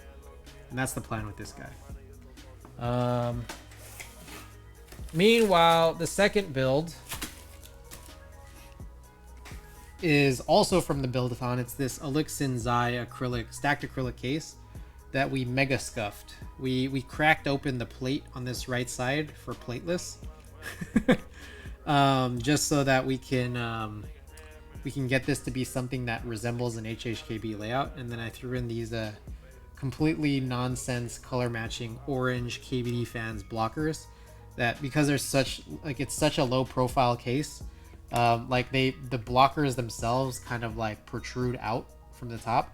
I'll never forget this. Yeah, no, this was a fun one. This one made me realize that my wire cutters are my favorite tool because you could just scuff everything up with this. Anyways, I wanna take this apart because I want to see a couple things. I want to see how badly, because we re-glued like part of the side here. I'm hoping that this didn't glue layers together. But I also just want to take out the switches because I realized, to be perfectly honest, this is a viable keyboard. Like given everything, in fact, we snapped this up. It's I don't know how to put this. It doesn't sound great. Like it's this like very, very thin profiled stacked acrylic. It's mega scuffed. It's not a good keyboard. But it's viable, and if it's viable, I'll use it. And with that said, I put in some completely like stocked leftover Frankenswitch, like untuned Frankenswitches in here. They're like tangerine, like light green tangerine stems inside a cherry housing, and some of the cherry housings don't even match because I think some of them are 3-pin and some of them are 5-pin. And I'm like, no, I would rather put in like a legitimately like tuned switch in here, even if we have the partial plateless situation going on this side, because I would whip this out. I would use this board, and I think it's a little bit of a shame that I didn't tune switches in advance. So we're gonna take this out and we're just gonna put another switch in here. So we're gonna need to solder both of these guys, and that's what we'll do tonight.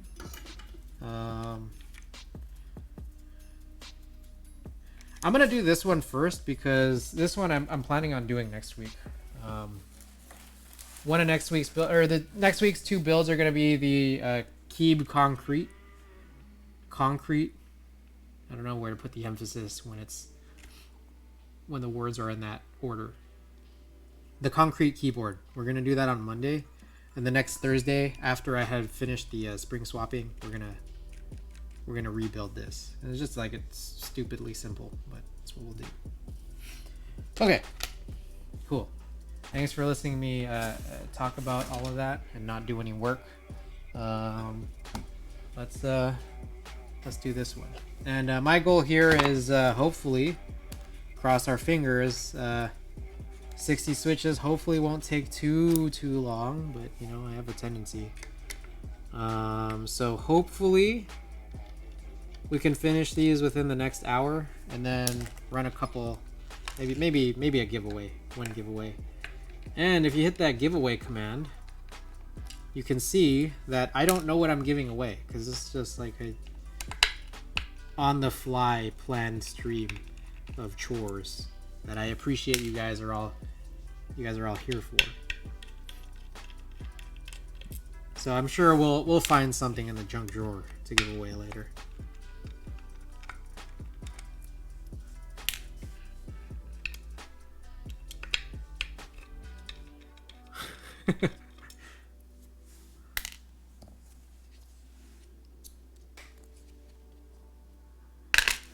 Okay, should just lift this off. There we go. I love cheap boards like this one, that alixinzhai, the Alopao, the Brutal, because it's just like you just toss them around. It doesn't even matter. Okay, I'm gonna take a sip of water here. Also, Snooze, I did redeem your, or I did do the hydrates you did the other night, but you weren't here for it. But I did do them. You can go back in the VOD. So I did my part.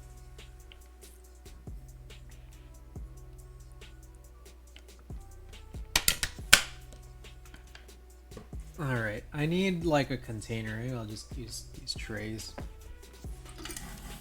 Honest man, I'm an honest man. All right, this is our cleaning tool. Let me grab our other cleaning tool. Okay, should I change the title, or should I still like debate people into thinking I'm still working on a KMAC Happy? Let me know what you guys think. Who's like, oh, this guy's got a KMAC Happy? Like, yeah, I'm not working on it though. Let's get this guy back up here.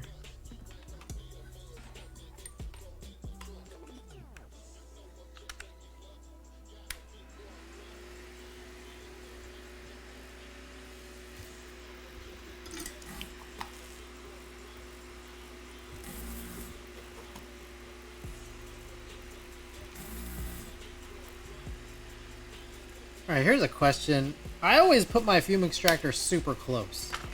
Is that necessary? Do you guys find that to be necessary? Maybe it's unnecessary.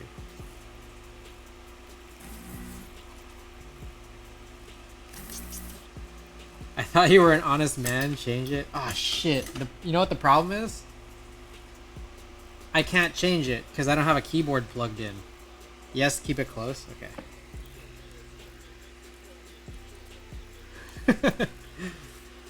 I can't change my own title. I don't have a keyboard plugged in.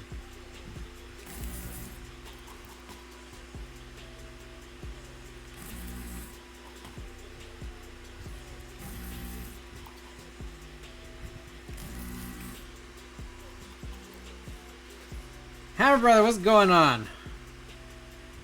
Welcome to the stream. Hope you're doing well. And by the way, from earlier, shouts out Lala Bop and Sam Pack for both of their respective big ol' raids. How's the stream, dude? It's good. We laughed, or we cried. We learned a lot.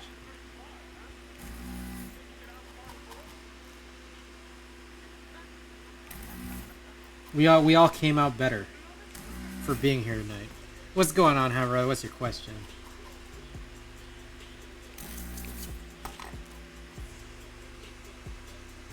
Oh, that's not looking good. Let's clean this up a tiny bit. Number 2 redo. 0, you just missed it. We did kind of partially redo it. I had a question. Can you tell me more about your headphones?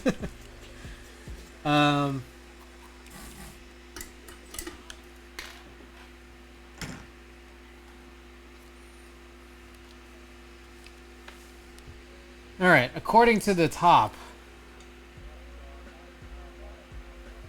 these are some Sennheiser HD 800, serial number 46431. Made in Germany. These are the, this is the left can and this is the right can. I don't think there's anything else left for me to read on these. Oh, here we go. High definition driver, 300 ohms. I think that's about it. How do they feel? As I understand, a lot of people find these to be extremely excellent monitors. Me, I do not have a very sophisticated ear. I do not have a very sophisticated any number of senses. So I can very simply say they sound good, as do my other headphones that might be in the $50 to $200 range. They all sound good, but I will say, Hammer Brother, that they are by far the most comfortable headphones that I own. I think that I cannot deny that. Now, is it worth the price? For someone who has a more sophisticated ear, maybe. Is it worth it for the price for just the comfort? Also, maybe. I don't know.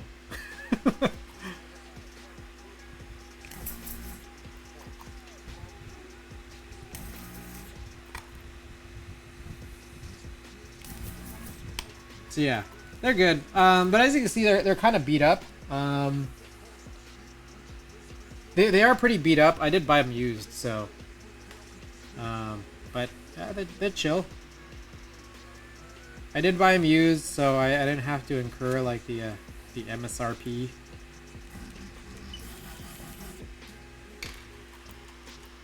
Thanks for showing, man. They are sweet. Yes, yes, yes.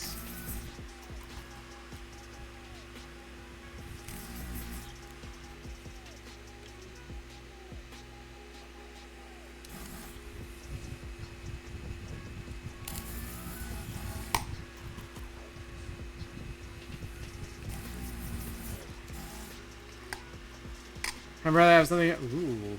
Ooh.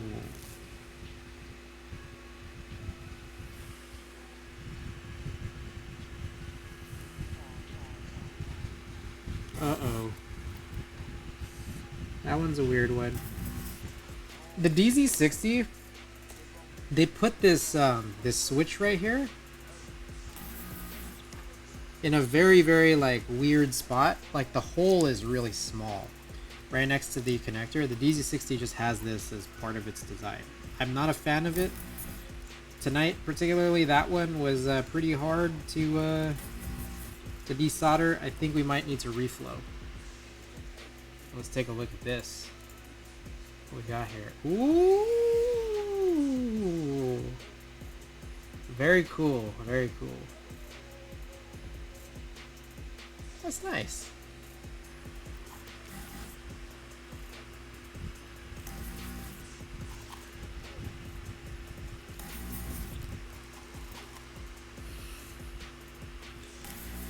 They would say that.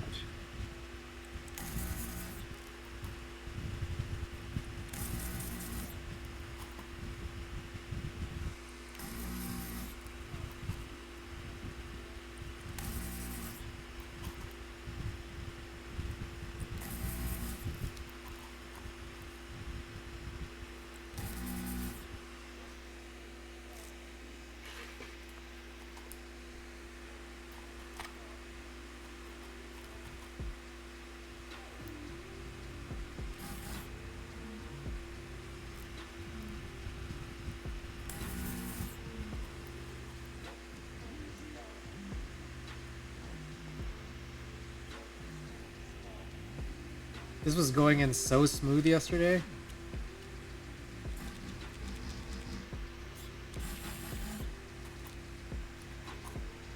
Makes you wonder. Brand new, this is like, it was just sliding through this very suggestive motion here. And now it's like there's a little bit of resistance. I'm wondering if I should clean it with some isopropyl alcohol once it's cooled down.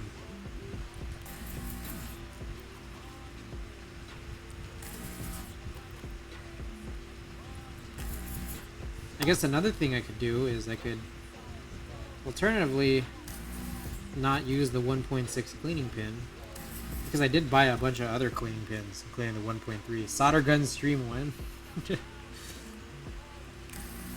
You like watching my maintenance videos? Especially when like I'm being guided by somebody else?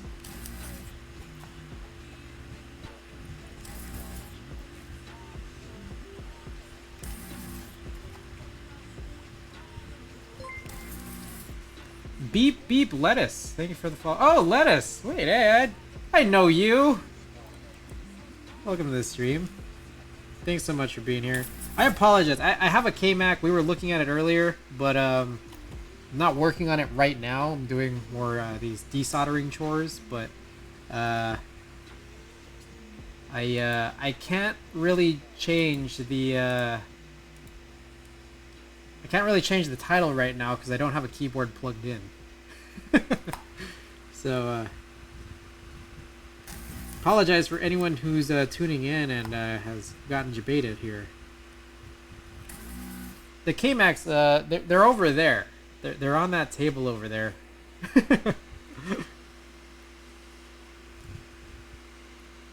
Have ever formed plateless kit here with me, but I don't know what switches yet. Ooh. So you could use any switch, huh? Any switch in the world, huh?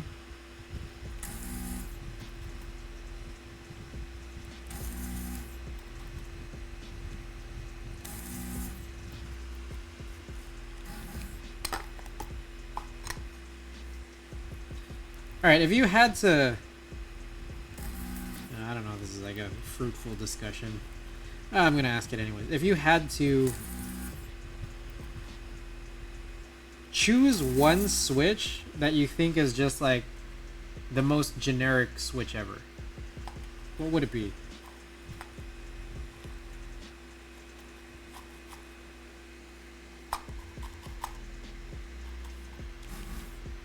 Was something wrong with the KMAC? I missed the scuff stream. Ooh. TLDR, it arrived with some damages. And I can't say I'm happy about it. I don't think the seller is happy about it either. It's still an active, ongoing conversation. I've decided to build it anyways because, like, it's a KMAC, and I mean, they don't really surface, so it's like I like it, I want it. I'm just very unhappy with the damage. The next thing is that I was attempting to use a Franken switch that no one has, I feel like, really used or talked about, which is pretty. It's a pretty interesting one because it's a lot higher. It's got a lot higher pitched of a clack sound than even some of your favorite Franken switches. But the problem is that some of the keys are I'm finding that some of the keys have like registration or key chattering issues, which is likely due to even like a shorter, an even more shortened travel compared to your long pole Franken switches. So let me clean this. I gotta clean this up because I think we're having some sucking issues. Franken switch that Chris doesn't like to say.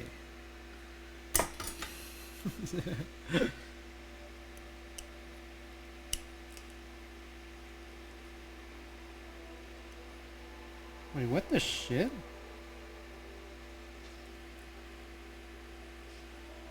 Alright, I'm not even supposed to be using this. Hold up, I gotta get a new filter. That filter I killed really fast. I had this pipe filter, like that barrel filter. I need to put a new one in. That one was no bueno. I'm gonna need to go watch the VOD later. Yeah, no, it was a cool one because we did 2 KMAC happies, and it was 2 hours of talking and what was it? An hour and a half of desoldering, and then the final half hour was like giveaway stuff. Solder stream soon, yeah. So we're just desoldering a bunch of these switches, and we'll do the builds for these at another time. This one right here has some GAT Milky Yellows, just like the cheapest, like not even Gateron Pro Milky Yellows, with SPRiT Supreme springs, and I personally do not like the springs, so I want to redo it. The funny, or I also guess the ridiculous part about it is that I had lent it to Ada because Ada was looking for just like the most budget board possible, and she did not care about the spring. She's like, it's fine, whatever. But it bothered me because I'm just like, well, what if I ask for it back and want to use it? I don't want to use it in that state. So I asked for it back so I could rebuild it.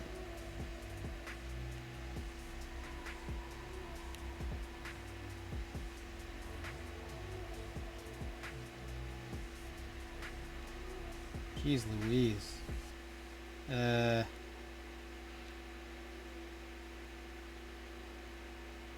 This has gotten really, really gunky really fast. We just opened this up yesterday.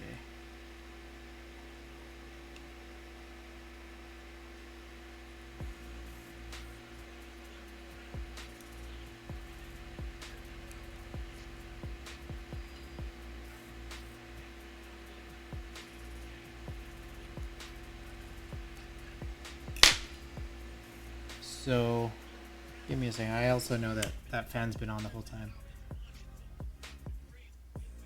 Speaking of watching long videos, how's One Piece going? Gave up, couldn't do it. Watch five episodes, wouldn't hook me. Started stream booting up. Ah, okay.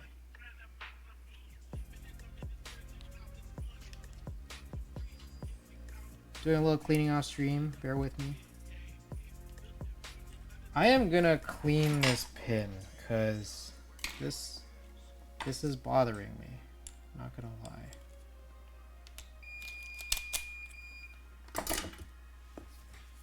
I need to grab my isopropyl alcohol and like a paper towel or something.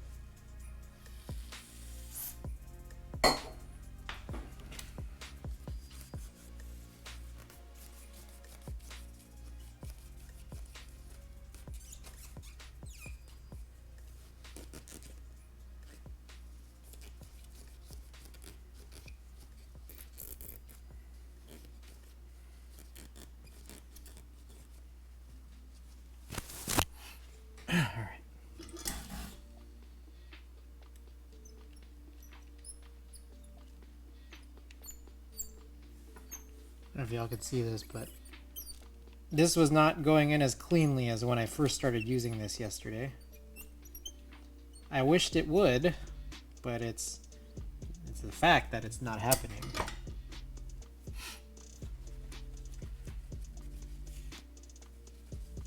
I'm giving it a shot to try to clean it up.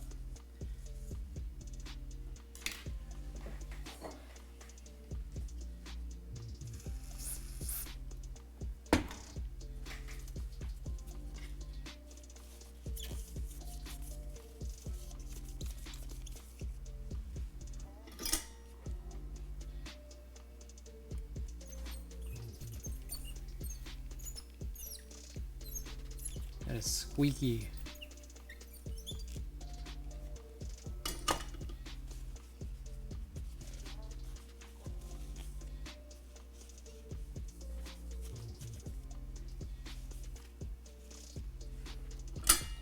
Hey, all right, we'll celebrate in just a second after the cleaning.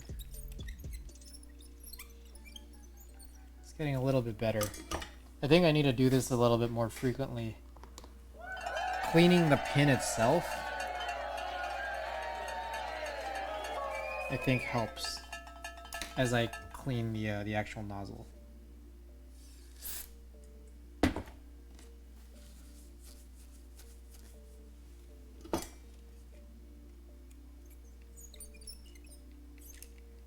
That said, it's still not as smooth as those first moments. And I wonder, like, is the degradation that great? I don't remember it degrading this quickly for the first nozzle.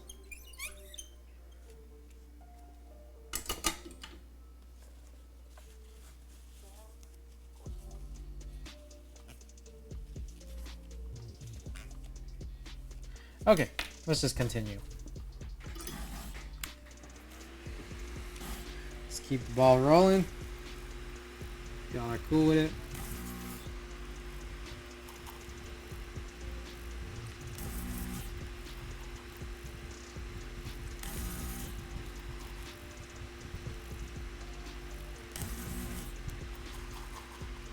That squeaking sound is something.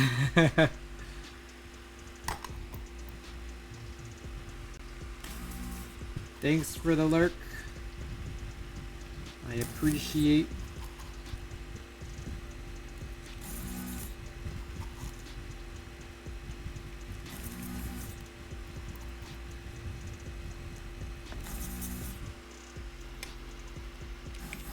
Oh yeah, that's the thing. Jimmy, thank you. Thank you for lurking.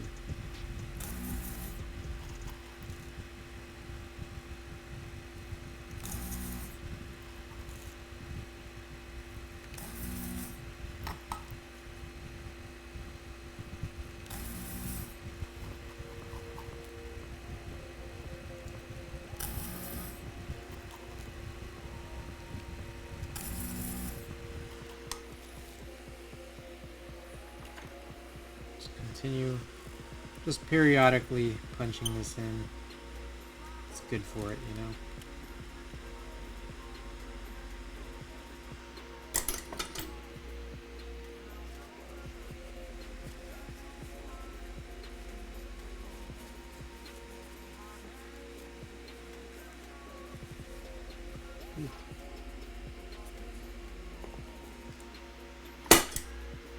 Did you buy the WT60 PCB?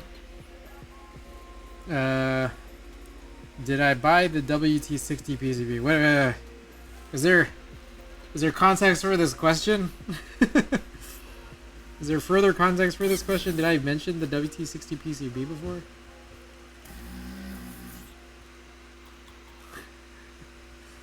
I'm not sure what I've said or not said in the past. And if this question was being led by something I might have said. But if you want context, a long while back I bought a WT60G PCB, which is a daughter board version of it. I think it was on Keikolt, but I bought it secondhand from a guy who he bought the wrong PCB because I think he was trying to get a 65 from Salvin. And I ended up just getting a little deal because he didn't need it. Meanwhile, I see the alternative for the DZ60. I know that Novel Keys, I believe, has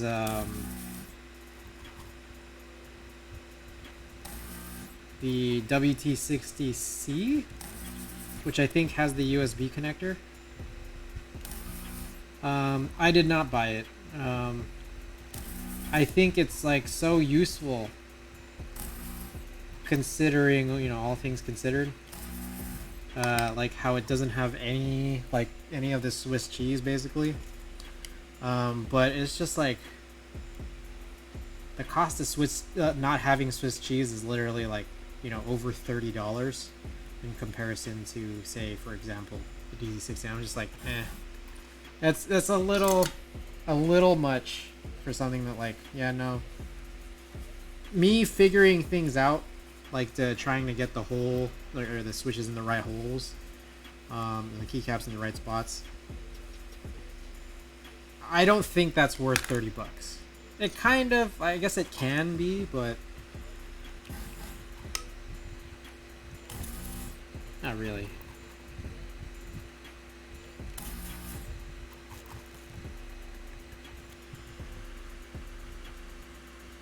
Did I desolder that earlier? I don't remember. Was that desoldered the whole time?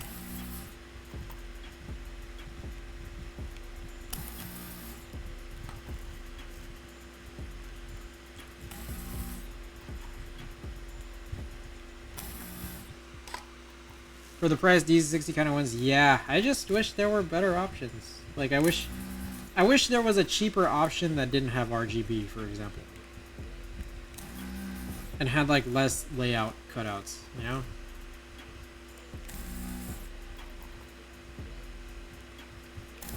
Like, there should definitely be a version of the DZ60 that, like, removes that, like, 60% arrow key design. Because that's just goofy. Like, in my opinion, I don't know. I'm sorry, but it's like, who was it? Someone was saying, I think, was it All Hex or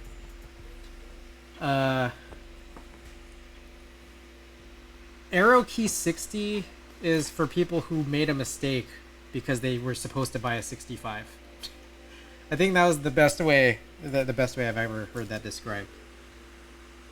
Okay, there's a couple of these that we do need to resolder. So this is one,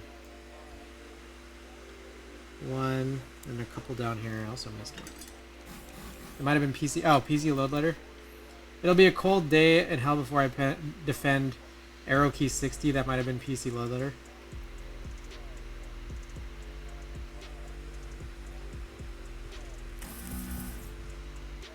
I don't think he was defending it. He was, yeah, no.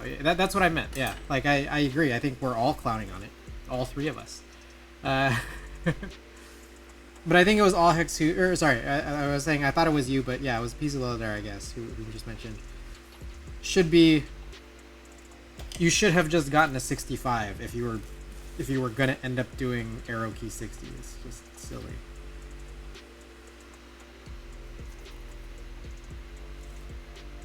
Count me in.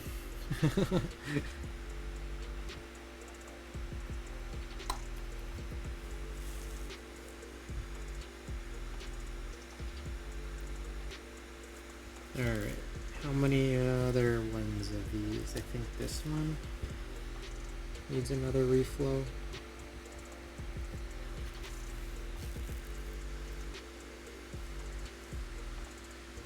This one right here.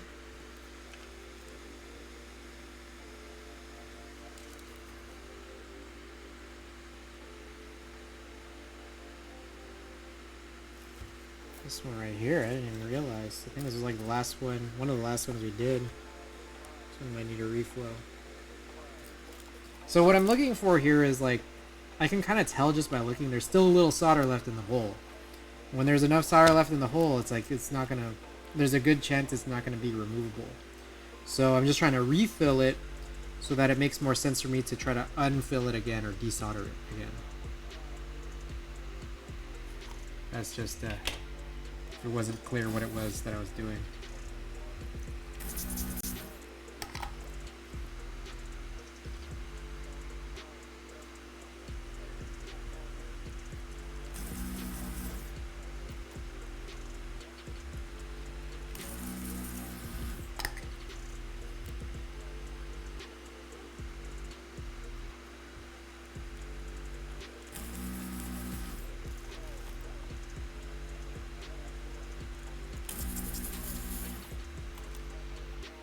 Oh yeah, another thing that's bullshit is that like trying to go plateless on the DZ60 is kind of super fucked up for this ZXCV row, because all of these switches, one way or another, because it has support for that 2U thing, won't allow you to put a both in the pair of guiding legs. No matter which one you choose, it's like it's just not going to be an opportunity for you to. It sucks. Okay, let's see if we can just pull this off like this.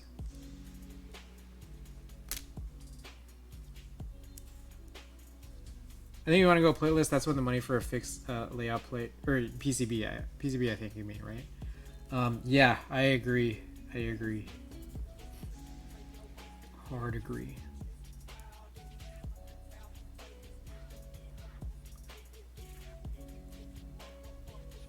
Okay, I was really hoping that I could just pull the PCB off, but I don't think we can do that.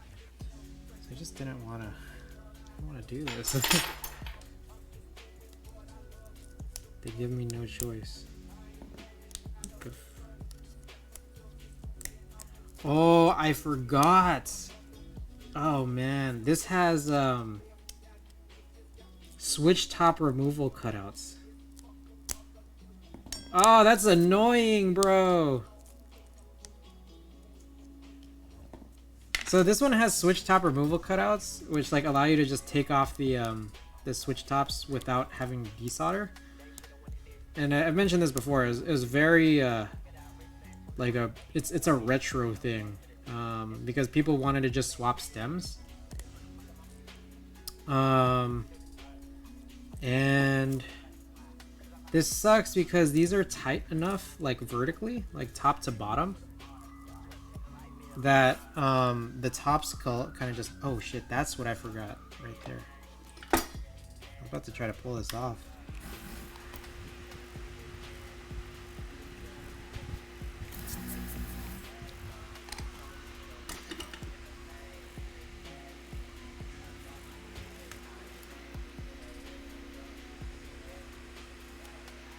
Ah, okay, so you can just kind of like push it out using that bigger pin.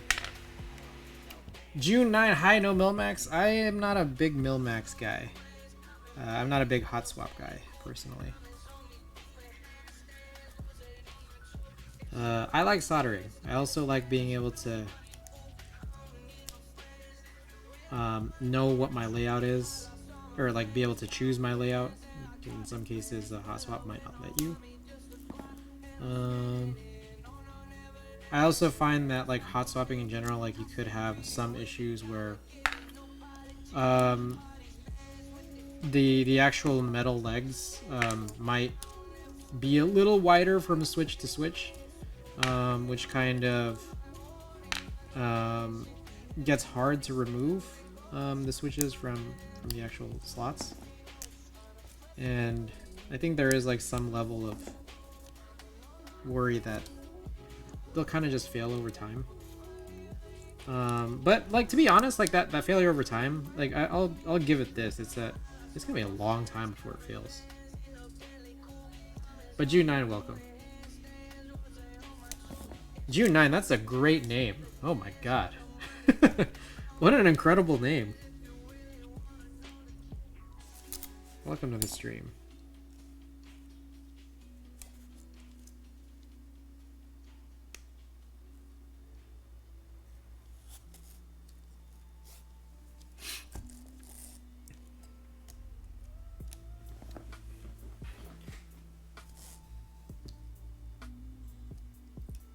That one's just not popping out, and I might need a reflow.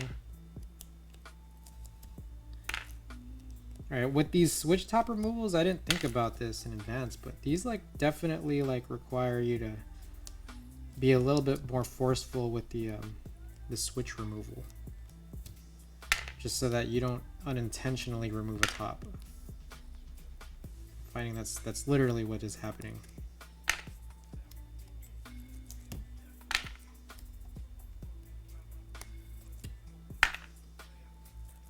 I wish the ano on this plate wasn't so messed up. If the ano on this plate wasn't so messed up, like, it would be so cool in the context of this budget build, because the fact that it's a low pro case, like this plate basically meets it at the top. So your blockers are like legitimate. They kind of look like legitimate blockers. It's KBDFans, yeah.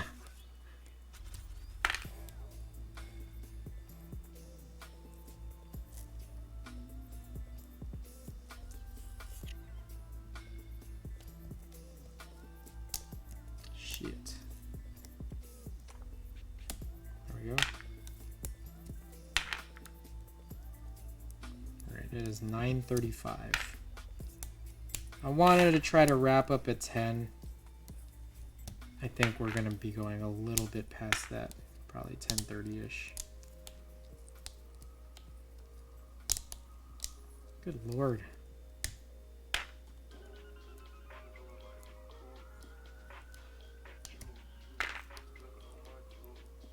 Man, these fucking things. It's ridiculous.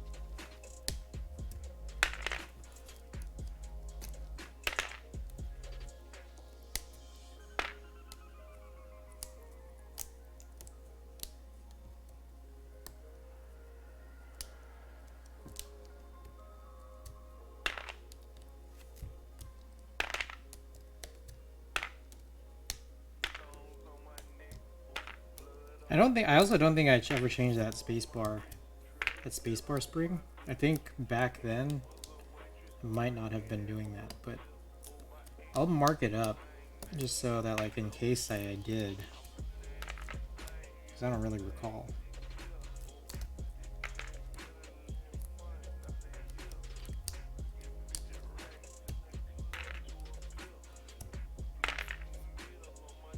Piece of foam or something.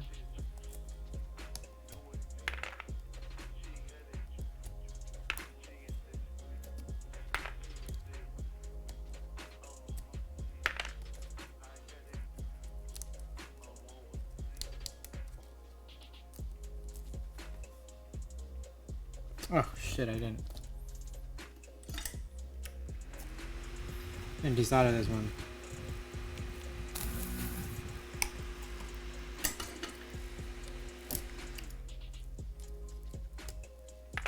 Perfect.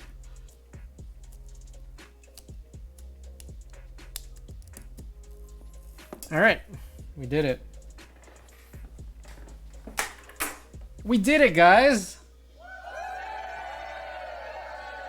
All right, one more after this. So this is, I'm just gonna check this real quick. See if this is like a heavier spring. I'm guessing it's not.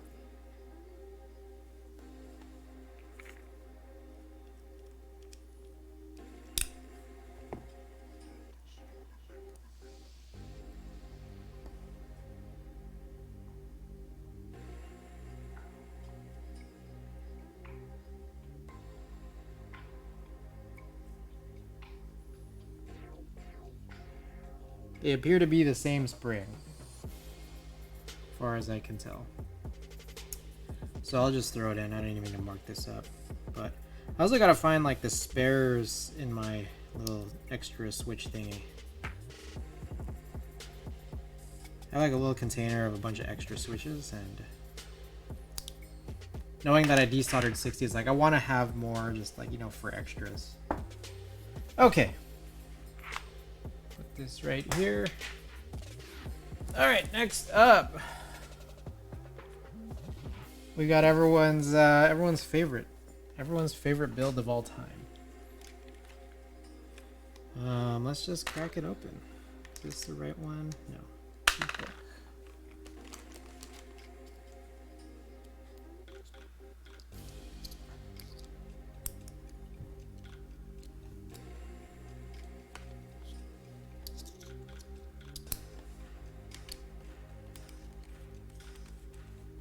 Wow, it blue. Yeah, it's a very blue acrylic.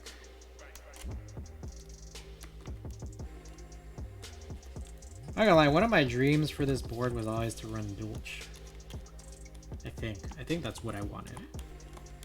but I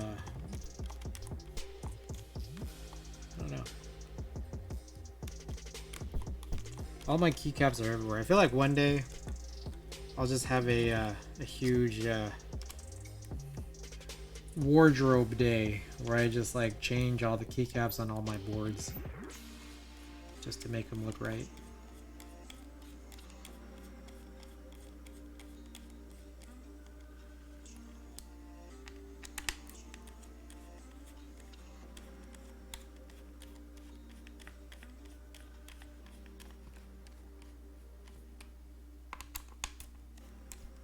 I don't know if I need to even unscrew it that much. It kind of stops up at some point. It's really weird.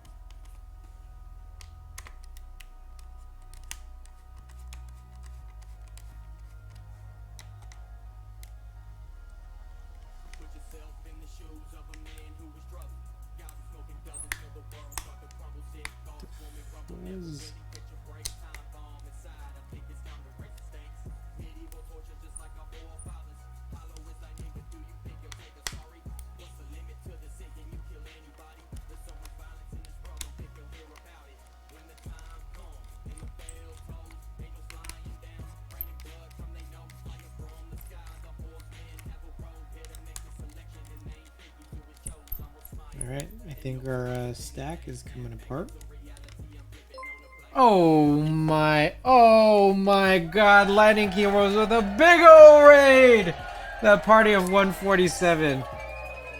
DN. Guys, I've been debating everyone all night, or not all night, maybe for the last hour. I have stopped working on this KMAC. And I've been working on just desoldering some boards that are not KMACs. But I couldn't change the title because I don't have a keyboard plugged in.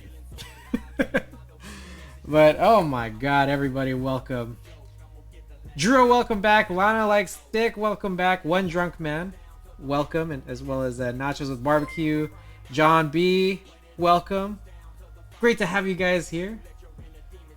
Nine Walker, Joe Ferreira, Bliss, welcome back. Machimatsu, welcome back. Nachos Barbecue suggests that I should say DN. Blame Nachos Barbecue if you're offended by these nuts. Nipple feet goat. Yes, guys. For anyone unfamiliar, I got stories for days, but we just been kind of quiet here as I've been trying to pull this apart. But this right here is an alixinzhai stacked acrylic 60% case from 2013, maybe earlier, maybe 2013 or so. And we're just pulling it apart. This was like one of the most fun, stupidly fun, dumb builds I ever did. I built this back in August. And I'm just, because of how stupidly fun it is, I wanted to turn it into a viable build by putting in some switches that are actually tuned. We're just going to be doing some desoldering today. I think this is the last thing we're going to desolder for tonight. And then we'll run a giveaway. And we had like 3 raids today, so maybe I'll put in like some kind of a good little thing. I have like 3 of those cases. Really, like alixinzhai cases? Specifically alixinzhai? That's chill. That's super chill. Check this out. So here's the situation. I got one of these 60% cases, like WinKey, but like with a long right shift and full backspace. And so when I built this in August, I was like, fuck this. Because like I've grown into using Hhkbs. So here's what I did. I literally cracked the case. I guess you are not going to see it until I pull all these keycaps off. I cracked the case like in the entire right side so that I could run split right shift and split backspace. So check this out. You guys can see it. And then I cracked it so hard that I needed to glue some of the acrylic pieces back together. Msto PBT. This is not Msto PBT. This is Creative. Where are those controls flipped? Wait, they're flipped? Oh, no, they're not flipped. These are KBDFans 5-degree blockers, so I can make it more like an Hhkb. If anyone just tuning in for the first time in my stream ever, I almost solely deal in HHKB layout. So any chance I get to like work on a Win keyboard, I'll block the corners.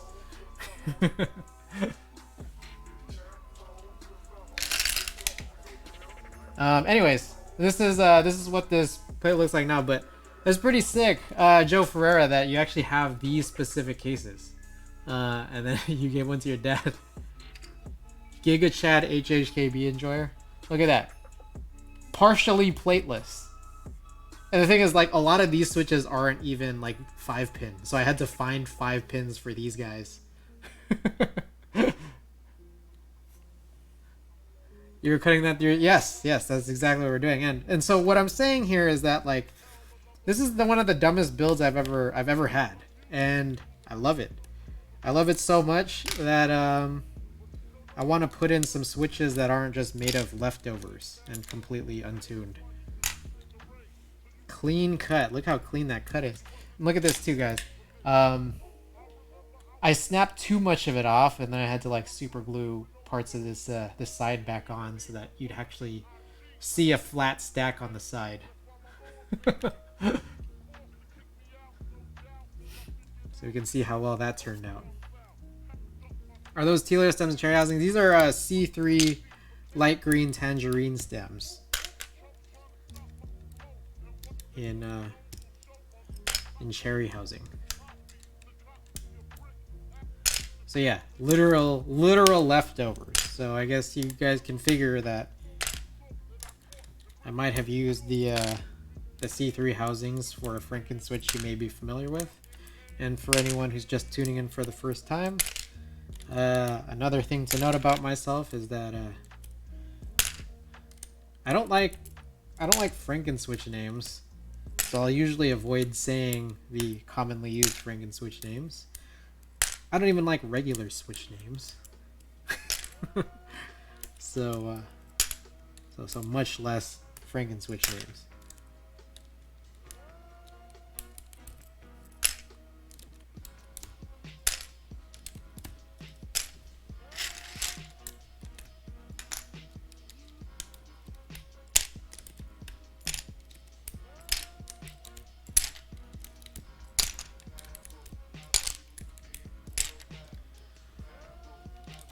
Well, welcome everybody. As soon as I plug a keyboard in, which should be the end of this stream, I will update this title to no longer say what it says. But if you guys are willing to wait around, I will be running a giveaway at the end of stream, after I desolder all of this. I don't know what it's for yet. I usually just find something out of the junk drawer, but maybe we'll find something better out of the junk drawer today than maybe we would have if we didn't have so many big ol' raids. Didn't have so many big ol' raids, I probably would have given away literal trash. That's one thing that's also common of this stream. I tend to run giveaways that are usually trash, but we'll find something just like a small step above. Okay. So here's the situation. As I desolder, as I desolder, I'm probably gonna want to separate the 5-pin housings from the 3-pin ones. So I gotta like kind of determine where those are. Also, check this out. I didn't have. Did I crack it? I think we're good. I didn't have like any big washer on handy, so I literally just made one out of paper. Because I think these KBDFans 5-degree blockers, where you screw them in, was shorting with some of these DZ60 cutouts, and we've been trashing on DZ60s all night. I have a million DZ60s for all these builds. I like how they're the cheapest option that's out there. I wish that they had less features at a lower price, because I don't really care about RGB, and I really feel like the Swiss cheese on here is unnecessary. But they are just kind of the most effectively priced option. So many holes. Yeah, it's terrible. Wouldn't that just be a GH60? So, Drua, the thing about the GH60, Smoke weed every day. oh, thank you. Thanks for calling that out, Matcha. Appreciate it. Here's the thing about the GH60.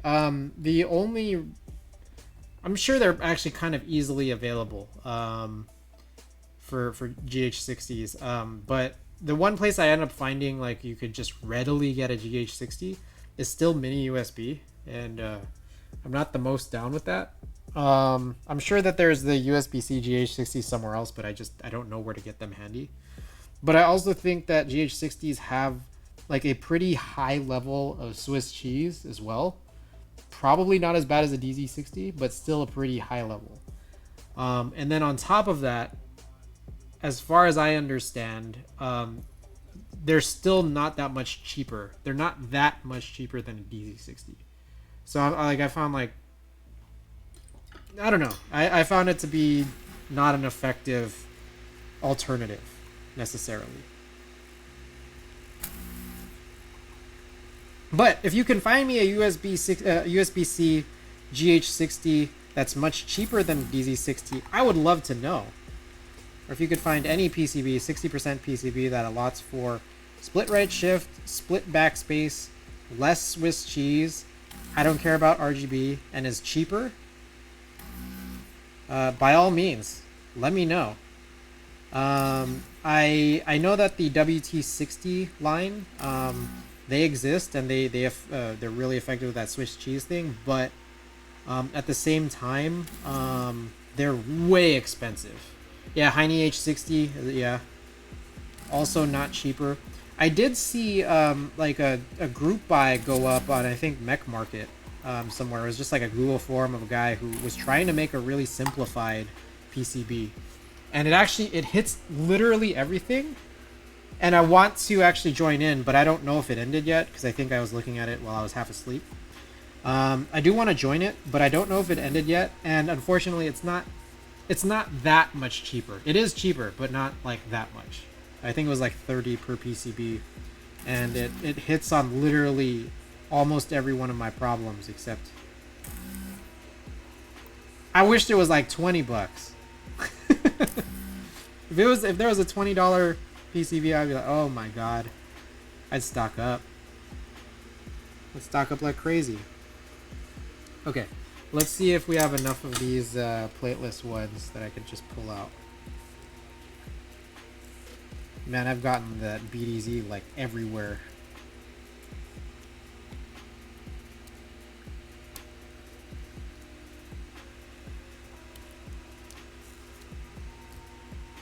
Alright, these are plateless 5-pin.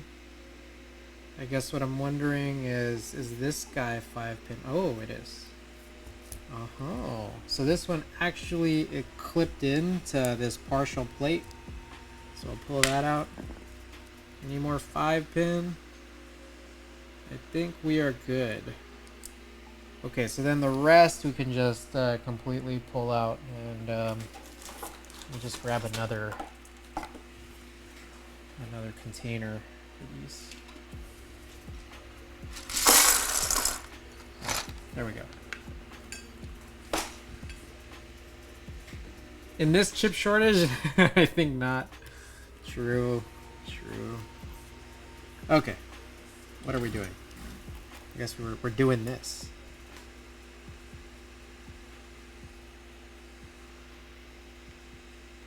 Oh man, this was sliding in so easy when I unpackaged this new nozzle yesterday, but not so much today.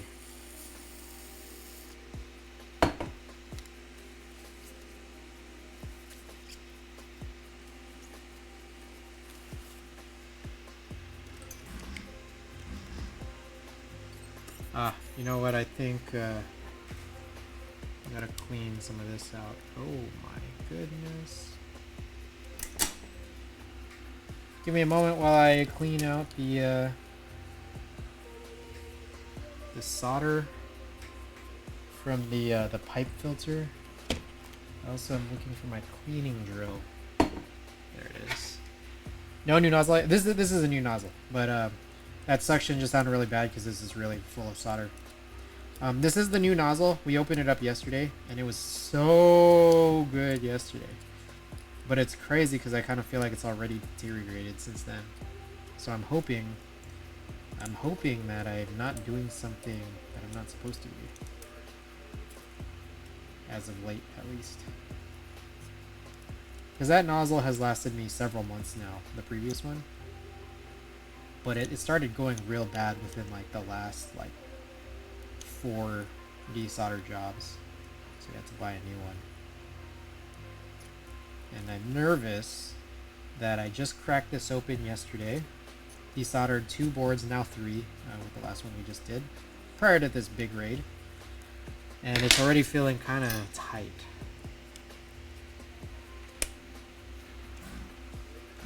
What desoldering gun is that? Notches above? Yeah, this is the FM204. And it is probably more than 600. Yeah. But you probably have better luck like actually shopping on the Hhkb site. The Hhkb site has great prices. The Hhkb site also has like free shipping after like $30 or something. 30 or 50 bucks or something like that. So check it out there instead. The nozzle I got from there was cheaper than nozzles I was finding literally anywhere else.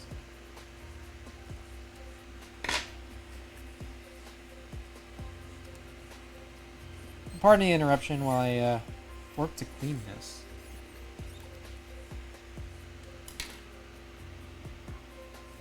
Don't buy Hhkb anything on Amazon. Go to DigiKey or Mauser or Hhkb's official site. Yeah.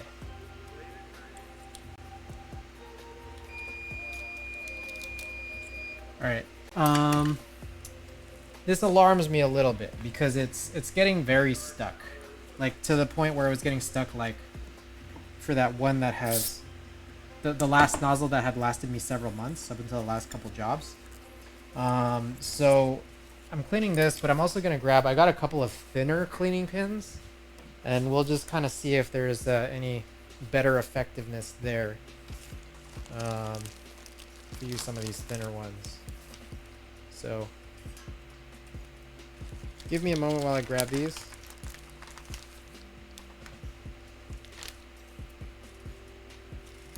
I also, shit, I never changed that front gasket.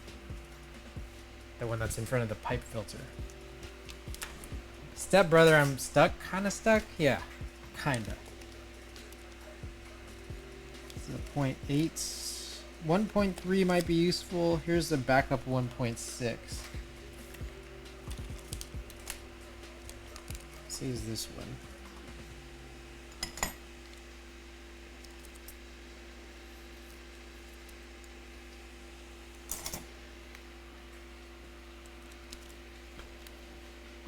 Yeah, the entire station is like around 800, but then you also need to buy a separate nozzle because it doesn't come with a nozzle. Okay, so this one actually like will go and fit in here. And I'm left to wonder, should I just be cleaning with this entirely?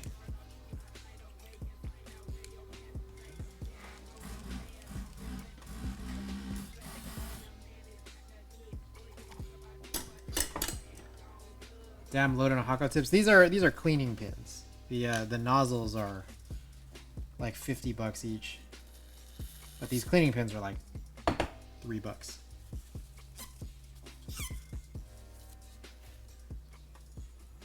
Hi, how long have you been typing on Hhkb? Ooh, that's a great question.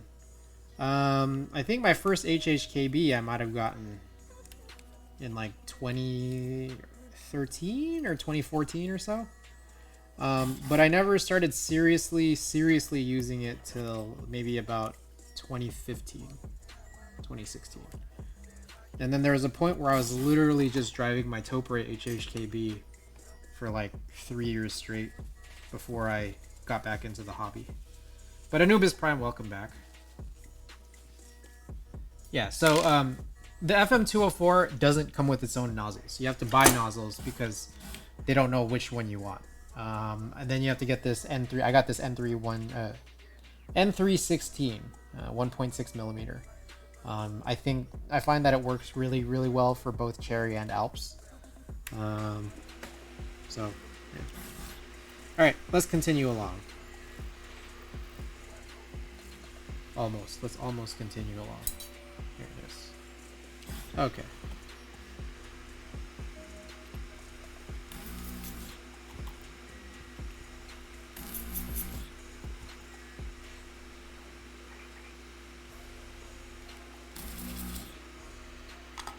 Thanks so far. What has been your favorite HHKB style board? Oh, that's a hard question. Man.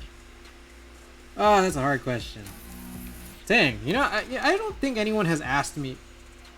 Has anyone asked me, at least recently, what my favorite board was? Because I don't know that I have, like, a favorite. Like, I mean... My thing is, if it's in an HHKB layout, like, you've already hit the bar. You know? You've hit the bar. We're good. I mean, I finally found my white whale. This KMAC Happy. HHKB in titanium gray. But I wouldn't say, like, that's the thing. I think that's what all Hex called it. The white whale. Someone called it that yesterday. But I don't know if I'd call it a holy grail or like an end game, because I'm gonna keep getting these. But it was just a rare piece I've been looking for a really long time. My white whale is the unicorn. Hey, I say the unicorn is pretty cool. I will say that. But I also find that, man, I'm just like, at least you can find them. Like, at least that they come up. Been wanting one for over a year. Oh, that's tough. I think a unicorn would be really cool, but, like, it takes a lot for me to deviate even to just, like, win key 60. Like, for me to deviate to win key 60, there has to be something so incredibly appealing about it. And I would say the unicorn fits that. The unicorn fits that that description. Like, I would want a unicorn, but I think the last drop, or however many drops, I just missed it. Like,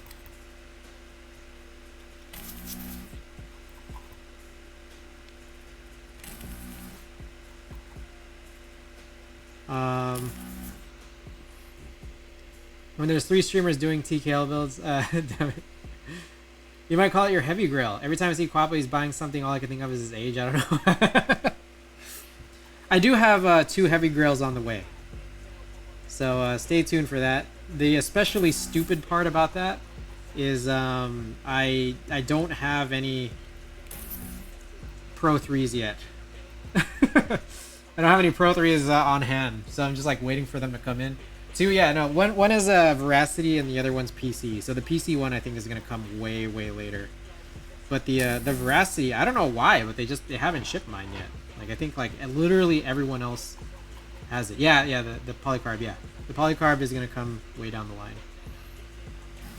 I feel like those promo, oh my god, those promo shots with the Idea 23 just look so damn good.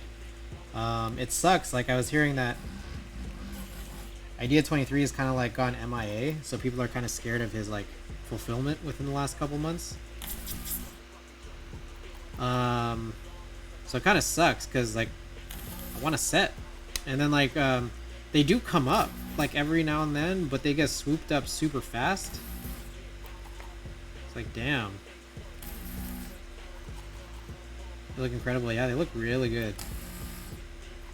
I imagine, honestly, though, that, like, I don't like when... I don't like uniform profile. I think that's the one downside. But they look really good.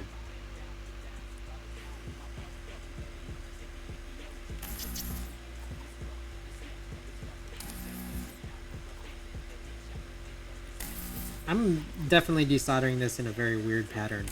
I'm trying to go, like, left to right. Where I usually do rows.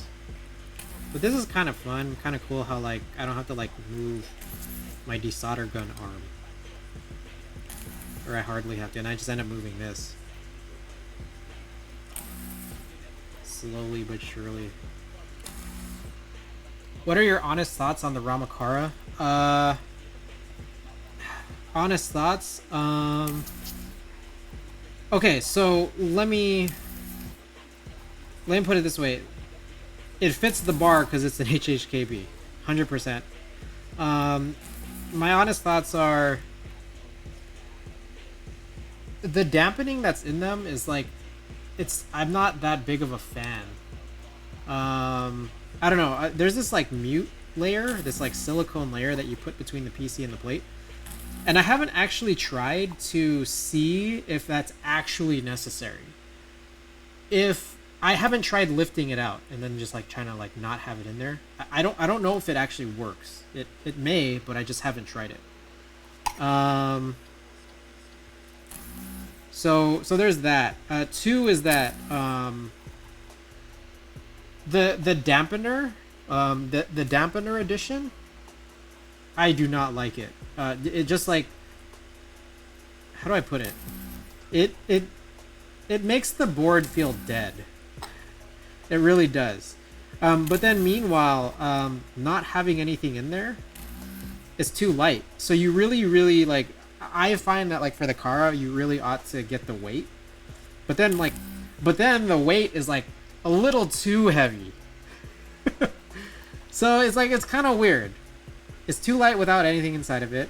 The dampener is a good weight, but the dampener sucks acoustically, like, in my opinion. And then the weight is cool, but it's just a little too heavy.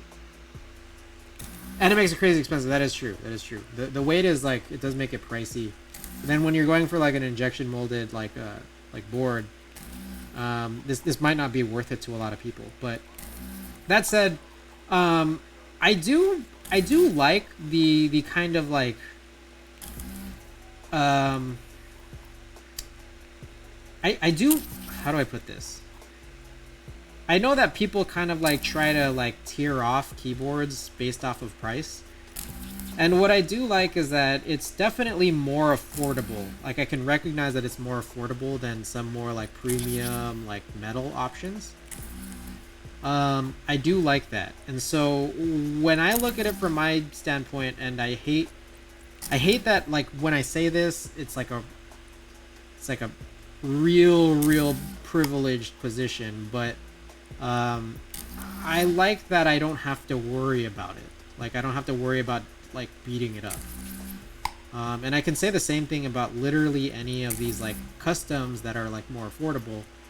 I like not having to worry about its condition. So like my Brutal, this guy right here, Switch Couture like products, Karas, like any kind of tray case that isn't like the higher end tray cases. I like not worrying. It gives me a sense of like, I don't know. It's like dependable, cozy.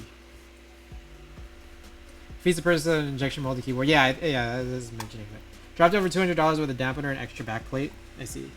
Again, I am not a fan of the dampener. I think it kind of, it makes it not as fun acoustically. But try it out. I mean, you might like it, and for some people it's like maybe they have a legitimate reason for using a dampener. Say they want their keyboard to be more quiet. Like if your aim is to have a quiet keyboard, then it's gonna do the job. That's what it would be for.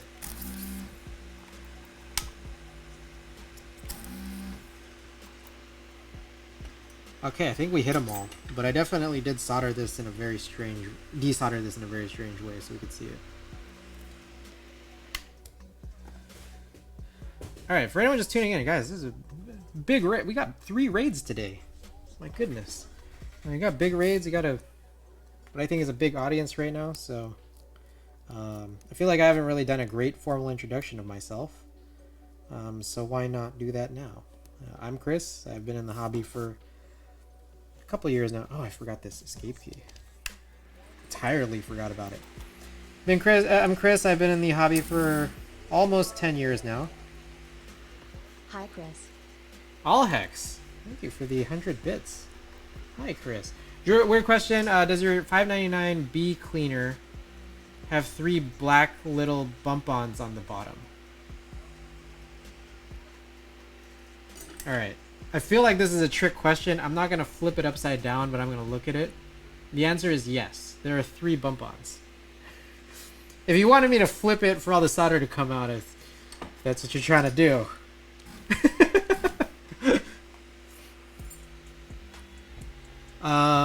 Just wondering. Okay. Car is my first group buy, and since I found out I actually like the sound of my switches on metal plates. Fell prey for the thocky mess YouTube provides. The thing about YouTube and Twitch is that, like, everyone, you can almost kind of just do anything. Like, do you see what I mean? Like anyone can just say anything, and it's like for the most part, it's not like it's illegal. It's not like you're gonna get banned, but you can like kind of say anything, and I say that in the context of like product. Like, what's the worst that's gonna happen when you like just make something up? You know what I mean? So like, here's the thing. Like, I think when it comes to keyboards, everyone's just making things up. Like, no one actually knows what they're doing. So like, it's important. Like, I think there is a real truth of like, really, you gotta find what you like. So you're listening to me talk about the Kara. You're listening to me talk about my experience with it. You're reading what Nacho the Barbecue has said, whose experience is generally negative, or thoughts are generally negative on the Kara. Like, for me, I'm just like, okay, it's cool. It fits the bill. It's an Hhkb, but like, yeah, there's some things that I can say about it that are positive, negative, but anyone could just say anything. Like, you know what's crazy? What's crazy was I remember like watching some like offhand YouTube, like some YouTube video from some YouTube creator who said something really wild. Like, okay, like, oh my god, it was kind of like a little bit cringe. Like, he says something about how like Novel Key's cream switches were god tier switches. And the thing is, it's very obvious that like this video came out like, I don't know, a year or two or 2.5 years ago, whatever. Like right after like the Teha did the Tifu board. So like you could kind of just realize like anyone can just say anything. And here's another thing too, when it comes to like type tests, it's really hard because type tests are chill. Type tests are really chill, but at the same time, type tests are like, they're recorded by somebody who has some microphone and will do some kind of processing. And then it gets put up online, and then you will listen to it with your speakers or your headphones, and you're in your environment. And like, it doesn't really simulate necessarily what it would sound like to you if you were to actually have it. Now, I would say it satisfies, yeah, probably like some ASMR feelings in some people, and I think for that reason, type tests are cool. But in terms of like accuracy, what you guys might like, I feel like you just kind of gotta do it. I forgot another switch here.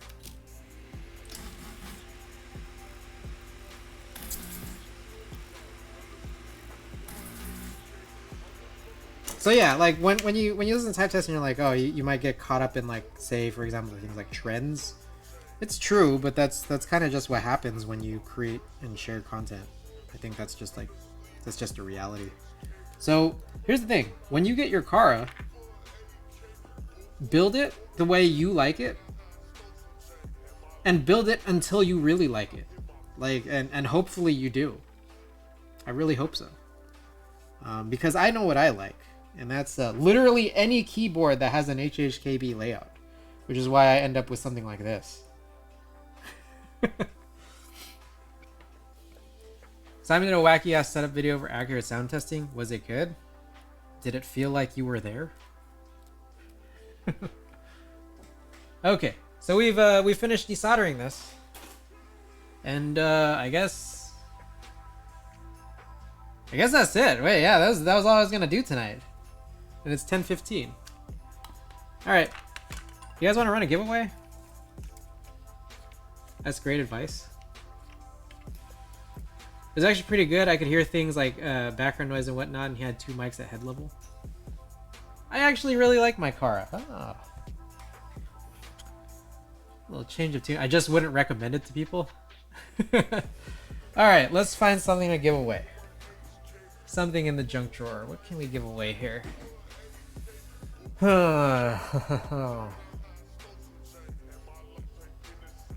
Oh, you know what?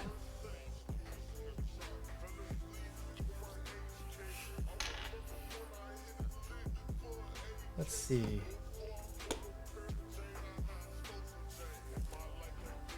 I had some stuff here. Super jank. Super jank. So give me a moment while I try to find what I'm looking for.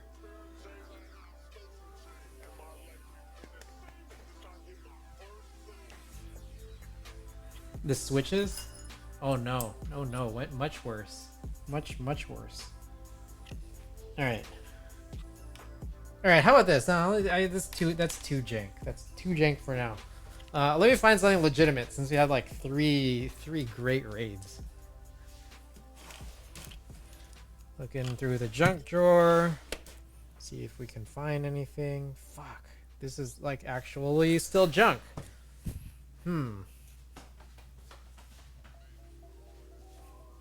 Hello? Yo, hello? Someone there? Was that part of the music? That's part of the music. Oh. Hey, it's Andy. Guys, this is my co-host Andy. You're still streaming? I'm still streaming. I'm almost done. I'm trying to look for a giveaway item. Give away your virginity. Oh, jeez. I don't know about that one. Alright. I got an idea for y'all.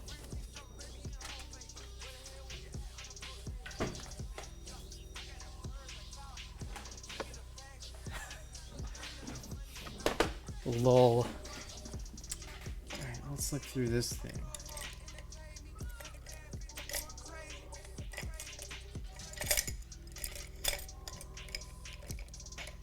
Alright, here's a funny possible choice here. Is yeah, let's do this. Alright, I'm gonna lay out a bunch of items. Yeah, let's do this. What are the toothbrushes for? I used to try to clean off my PCBs and my my American Haptics work mat. Yeah, and then I haven't done it in a while, to be honest. Okay. Sorry, did y'all just see all these prizes? Yeah, MIA for sure. For sure.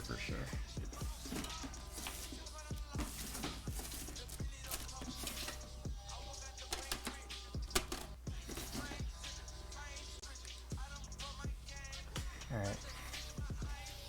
Junk drawer, we're gonna come with some... How about this? It's gonna be like a super mega junk drawer giveaway.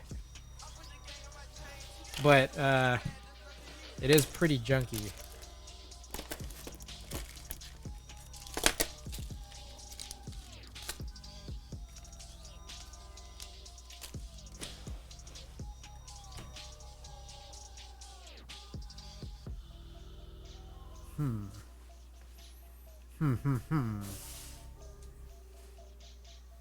Oh, maybe this is it. Unless you guys want some actual trash.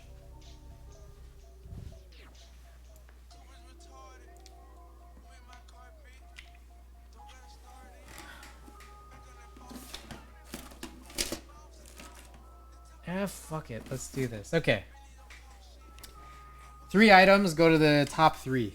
Top 3 winners of this next marble race. Oh shit, I need to plug in a keyboard. Alright, you guys also get to see the KMAC. One of the KMACs.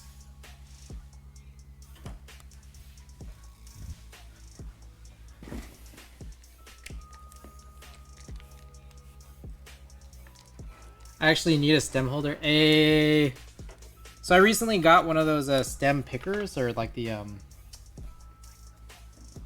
those like clutch pencils, those 4mm clutch pencils.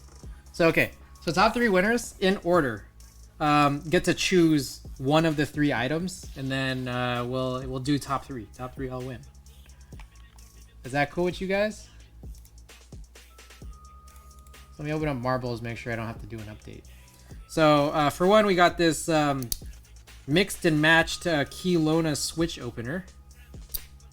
The other side, all hex of the other one that I had you win yesterday. Let's see if we can get both. Yeah, we got a one of these jewel grabbers, and then we got some leftover GPL 105. 2 of these. One of them is like a dropper bottle, and the other one is a not dropper bottle, but then I'll also include this eyedropper. I've recently switched over to like 106 and 107. So I don't really want to use 105 anymore. So all of this is one prize. So top 3. First one gets to choose, and second and third. The lube, probably, honestly, there's like kind of a lot of it. So let's see. If you want to take a look, there's kind of a lot of lube left. The dropper bottle maybe not so much, but then this extra one kind of more. So this one might actually like technically be worth the most if you're looking at monetary value. Followed closely by this, and then this. 107 so good that'll last for some springs. Well, I like try to drench. I try to drench, so it might be quick. Okay, so if anyone's interested in winning a bunch of prizes, I say vote for your favorite map or your favorite number from 1 to 60. 206 G2 for my Ergo clears. I've been meaning to get some 206 G2 because I heard it's very BDZ like.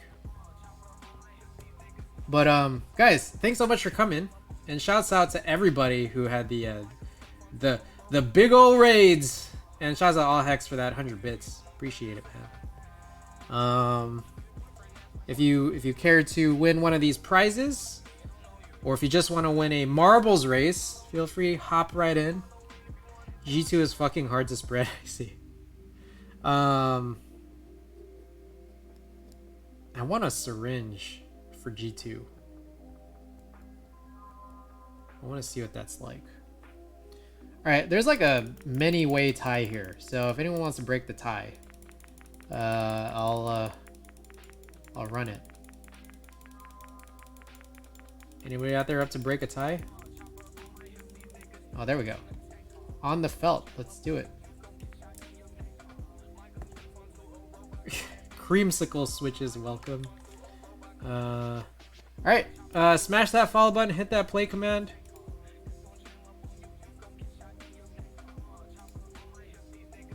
Let me also just make a quick announcement.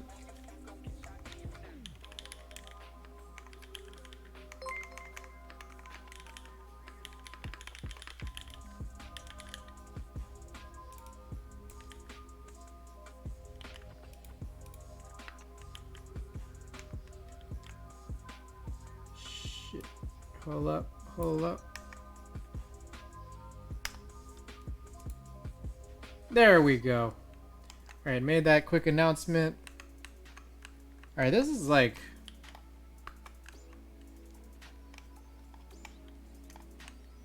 There we go. Okay. Sorry, I feel like I need to switch keyboards because we're still having some of these KMAC happy issues with the stupid Franken switch that I ended up using. But all right, let's do 3 minutes. 3 minutes from this point.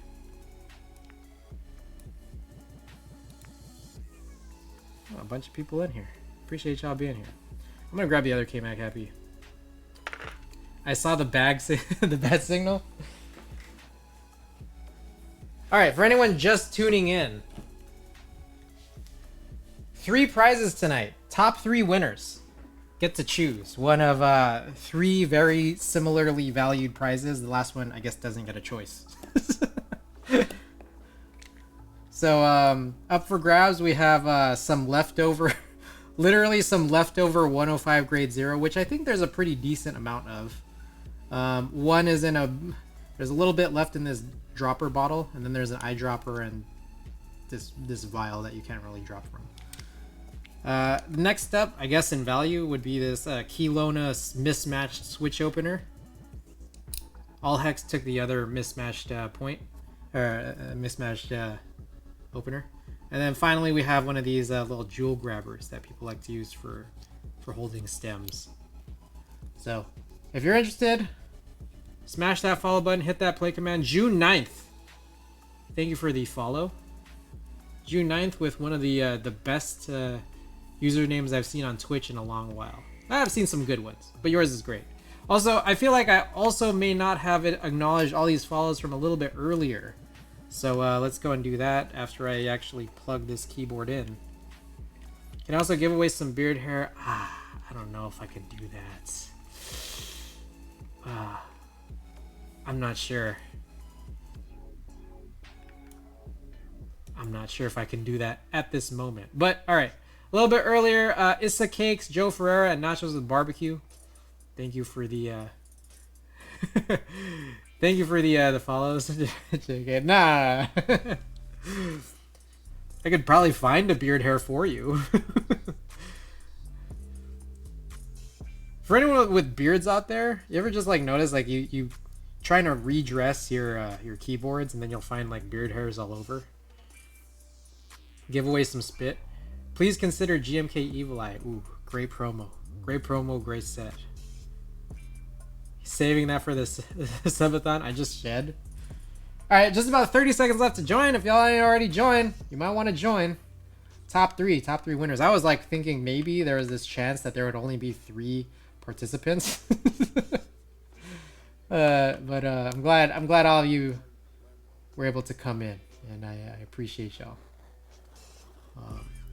Final little task of the night, this little giveaway, so marbles, hope y'all enjoy. Let's take a look and see who the early lead goes to. Early lead goes to Genyu Saihan with the early lead, but it really is anybody's race. The vertical, what is this? Roulette? I don't know. Craps? Drua is first through the track, followed closely by Glennon's Ghost. I wonder what Glennon won. Anubis Prime. Oh my. Did I miss it? Consider GMK Titty Sprinkles. Thank you for the follow. Unfortunately, yeah, you may have missed this. Alright, Anubis Prime still in the lead, but it is really anybody's race here. Let's see what happens here with the rotating spinner. If anyone's able to make it through. Nachos with Barbecue. A recent addition to the community that is this stream. Falling into this brown pit before we come up with these gravity escalators. I don't ever notice that like there are these marbles, like these marbles maps have these like gravity escalators. They make like no sense. It's like how is the speed of anyone's ball determined when like the physics don't make sense? You know what I mean? Is there anyone who goes up that elevator quicker? All right, we're coming very close to the end here. Let's take a look. Nachos Barbecue gets a little boost, but they're these little whack-a-mole pegs. XDeeds has made it back here. It takes this lead at this stage. Who gets through? Zeros up and through. Nachos Barbecue also through. Genyu Saihan got the little jump. So it's a very close race. We got the American Gladiators sort of a McDonald's jungle. And Genyu Saihan falls right in, guys. Oh my goodness. Genyu Saihan with the come from behind win. Top 3, we got Nachos with Barbecue and Hammer Brother. Guys, Our top 3 are in. Genyu Saihan, Nachos with Barbecue, and Hammer Brother are top 3 winners. With the clutch.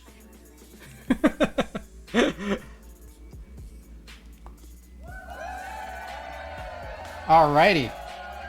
Great job, everyone, for participating. I know you guys put in a lot of effort into that marbles race. So, these are my questions now at this stage. Let's see here. Keyboard overhead. Let's see. Okay. Guys, we have 3 different prizes. Genyu Saihan, if you're still out there. Dude, I'm winning too many of your giveaways. Are you? I've had a lot of giveaways. But choose any one of these 3 prizes. The one in my left hand counts as 1 prize. And you get first pick.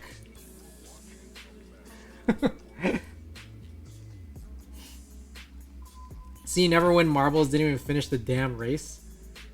So we aren't doing 3 races. No, we were doing 1 because I gotta go.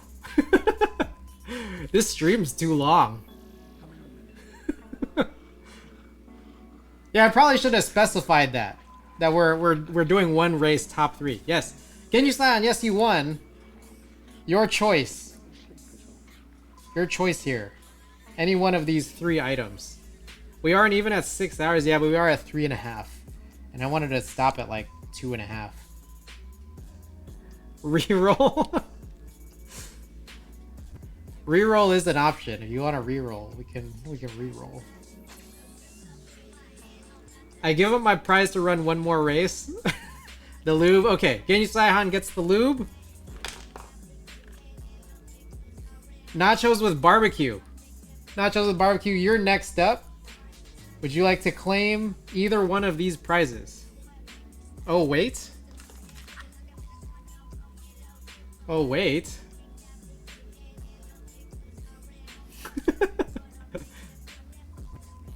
Are you... Never mind. Okay, Genyu Saihan gets the lube. Nachos with barbecue, if you're still out there. I thought I heard something. You're welcome to claim one of these 2 prizes. But it sounds like Hammer Brother wants to run map 34. Can I let Hammer get both? Well, the problem is Hammer gave up his spot for another race.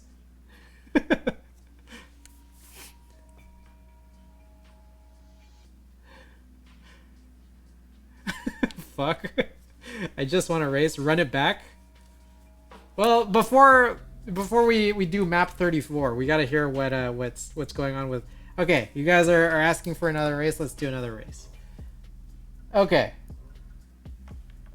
So, I guess at this point then, what we'll do is 2 races. I guess that's just the way that this goes.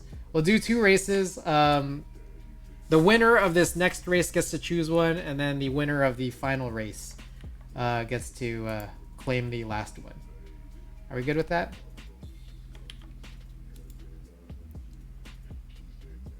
Do 3, I'll send you a random artisan. What? I don't want to take something I already own. I'll just claim it all. Okay, let's go. Let's do this.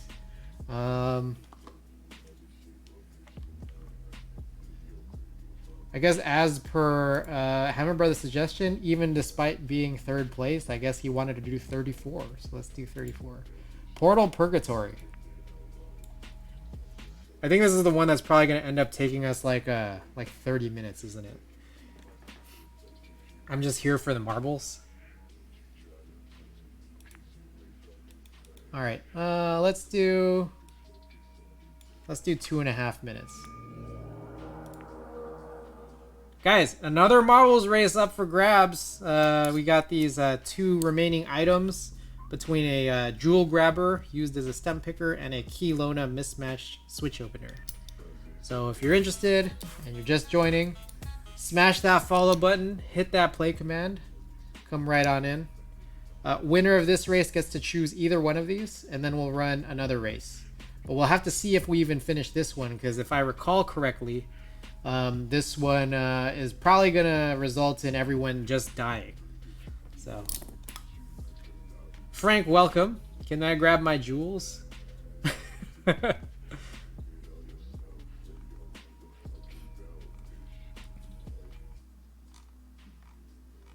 Alright, I'm gonna go wash my hands so I can eat some candy. You all cool with that? Is this 34? This is 34. So we're gonna... It's gonna be a long night. A very long night.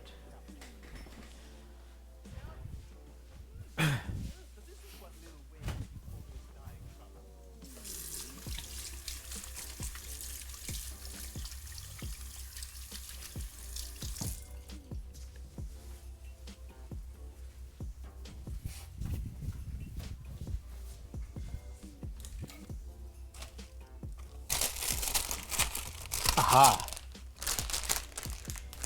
Alright, if anyone has ever done this trip from the Bay Area to Las Vegas, like by car, there's this place you'll stop at called Eddie World. And it's just like this big ol' like rest stop that has like just a ton of candy.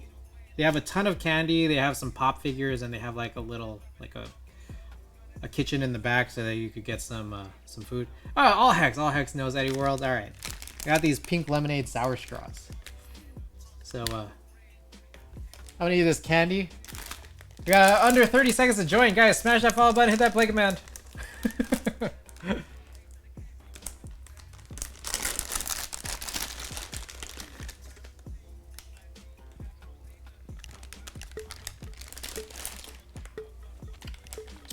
Early lead.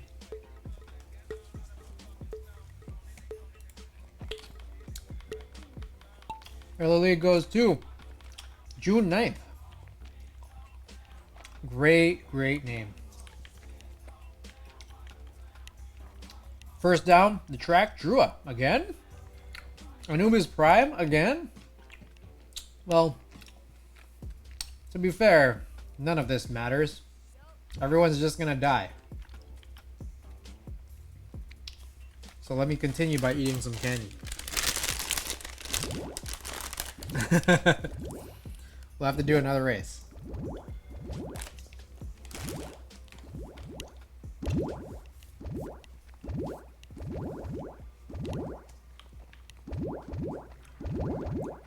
Wait a second. Oh, okay, here we go. This is what happens right here. There's a portal. Right there. So no one's ever gonna get to this. Someone literally has to get through one of those other portals that shoots you out.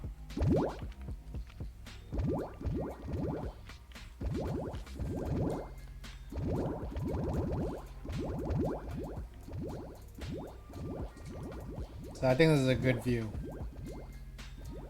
So how is it? Someone has to RNG out of these like vertical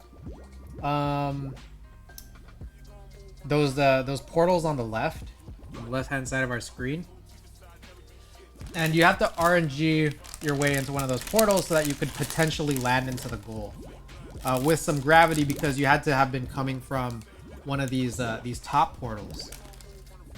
It's literally like that game Portal, but better because you can't control anything.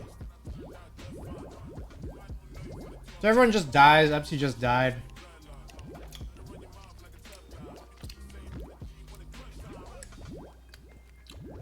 I think Quaba has his top 3 time. Oh.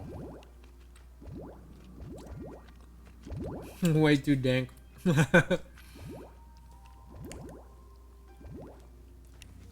So Mango had a finish. That's a ghost. From the only time we've ever successfully had a winner on this stage.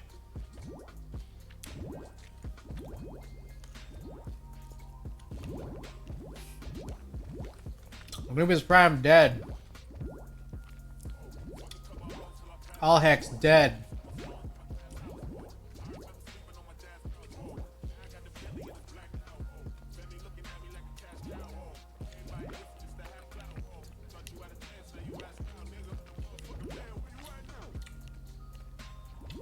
XD's dead. Kixo. Kixexo. Dead. Hammer Brother dead.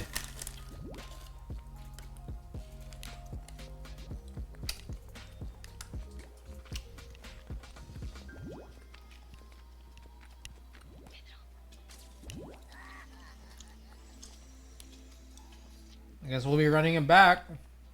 Unless Unless... Yeah, that's like the most pathetic one. Like, these ones right here, where it's just like, there was no boost, so then you have to wait till you get all the way to that end portal.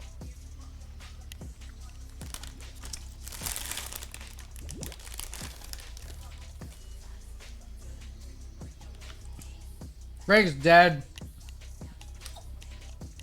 Instigator has 20 seconds left.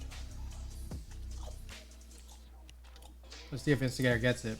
Probably not. Hey, there's the fire.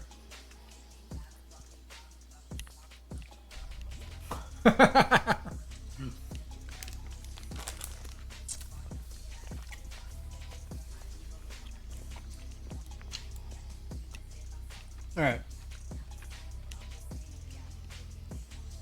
How do you do it again? Is there a way to just like re-race? Oh shit, no.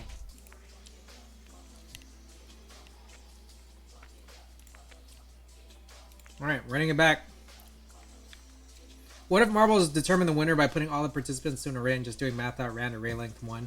That's, I'm pretty sure, like, the way I look at it is like, I mean, that's the same effect, right? But obviously that doesn't necessarily happen. But it kind of is. I mean, in a way it is. I think what it is like, they actually will, like, they have these physics. Oh, I also gotta put a timer, don't I? They have these physics, right? And I guess this stuff really does... Let's change it to 2 minutes. Alright guys, smash that follow button, hit that play command. Y'all got 2 minutes to join. The RNG is just like which marble you are. Right? Like, think about if these marbles had no names attached to them. Like, then yeah, you're just following whatever physics engine that this game has. But the RNG is like, where's your starting position, and then what is it gonna do in comparison to all these other starting positions? So it's kind of like that, right? And maybe perhaps all of these like physics-based like races have already been done. Perhaps. Like, these are just, what if these are just random like recordings of just like something that they've already predetermined, but your RNG was where you started? You know? You ever think about that?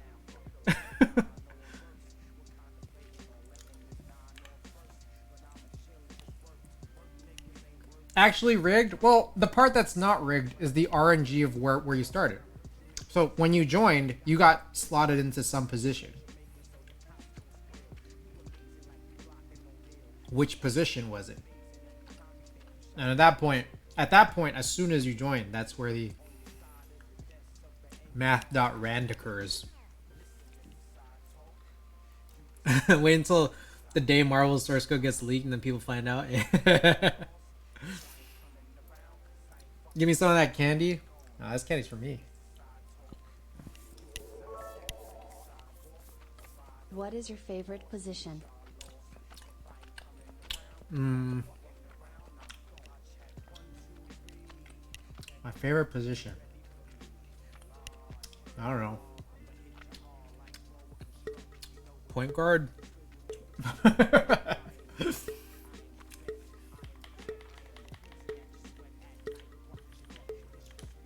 All right, early lead goes to Genyu Saihan.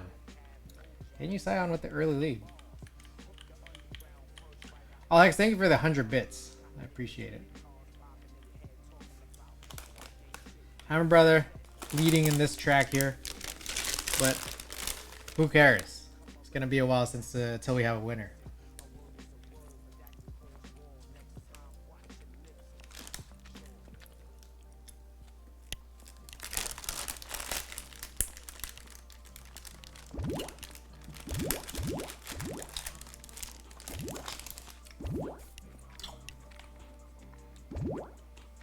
That's cool. I never noticed it said like last win. That's pretty chill. Oh, X-Deeds. Look at this pay to win guy, Hammer.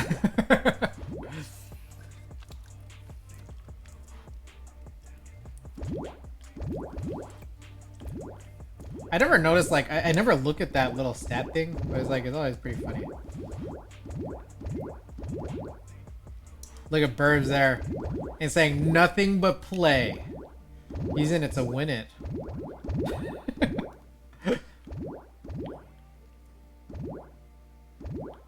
Alright, let's take a look.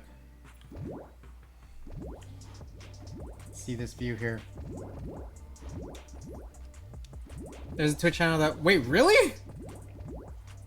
Wait, where can I find this Twitch channel? Like, sometimes I don't want to choose. I don't want to have to, like, watch them in sequence, but I don't want to have to choose. I just kind of want to watch with someone. Oh my god! Instigator!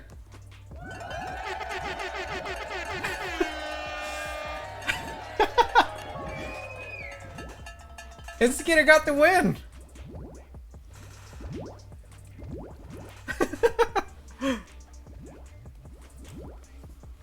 Hey!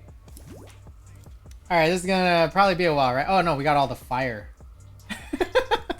I like how it just kills everyone and Instigator. Look at this! Instigator's the only one. Alright, Insti. Your choice. One of these prizes could be yours, should you claim. Even the map is like, fuck it. No, just one or the other. And then we'll do the last race for whatever you don't claim. The least exciting map of them all.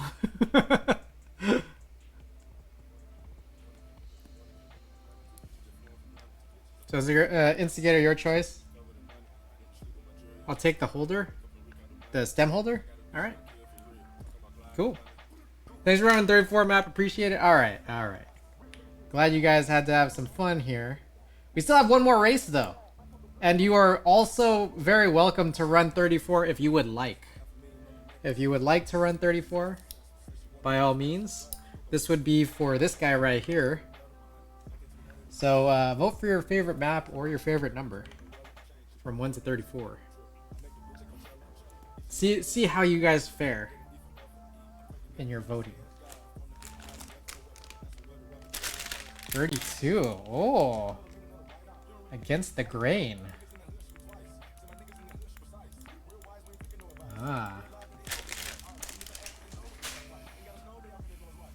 Alright, we got a many-way tie. If anyone wants to break the tie. First tie break.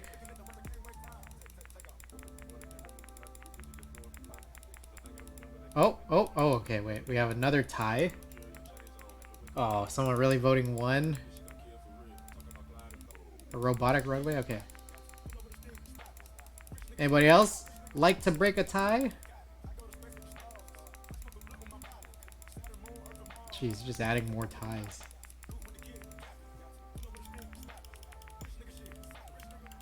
I'll give it like 15 more seconds here. 15 more seconds here. And I'm just gonna choose the one I stop on.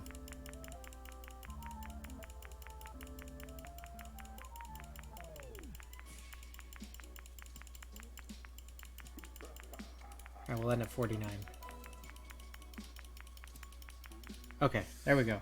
Pixels Raceway. Alright. Caught by the group's record holder for per Alright guys. Last one of the night. Let's do 150 seconds. 2.5 minutes. Smash that follow button, hit that play command. This one would be for one of these mismatched Kelowna switch openers. Thanks everybody for the raids. Let's take a look and see who's online.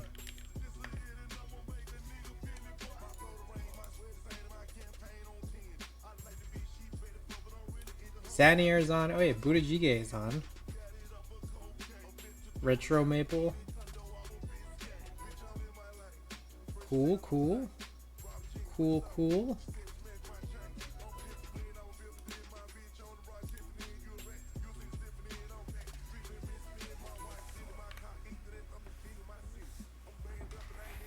I guess I should clean up a little.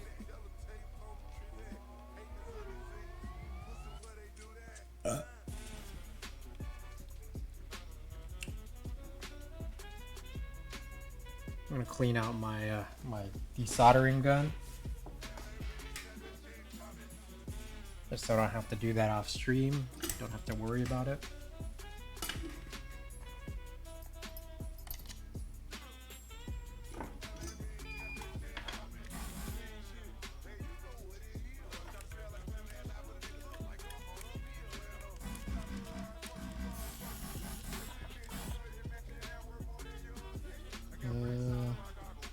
What's next? Hey guys, just under a minute left to join.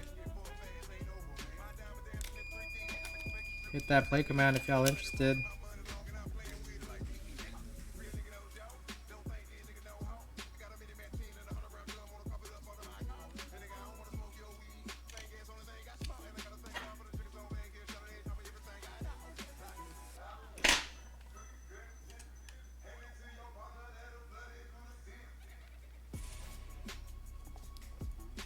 Under 30 seconds left, guys. Am I right, guys?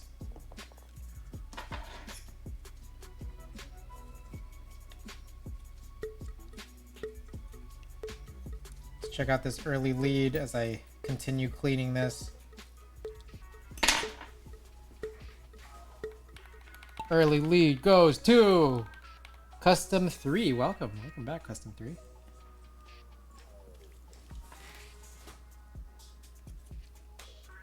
We'll watch y'all fall through this, and then we'll see who gets down that track. Insty. Insty back in the lead again here.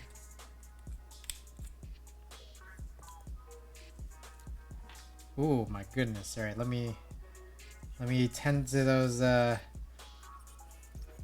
sound effect as I can. I'm still cleaning.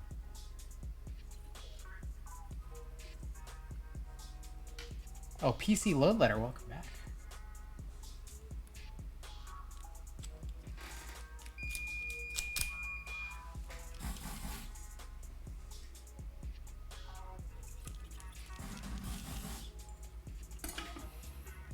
Oh, Anubis Prime? Where did Anubis Prime come from? Zero? Zero yet again?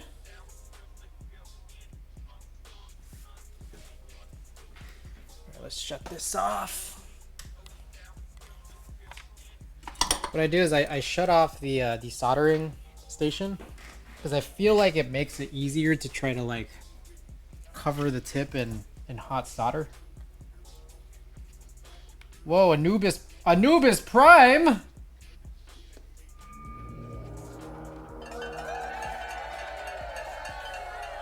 "11 seconds flat." Anubis Prime, winner of the mismatched Kelowna Switch opener. Do you claim, as the proud winner of this marbles race, do you claim?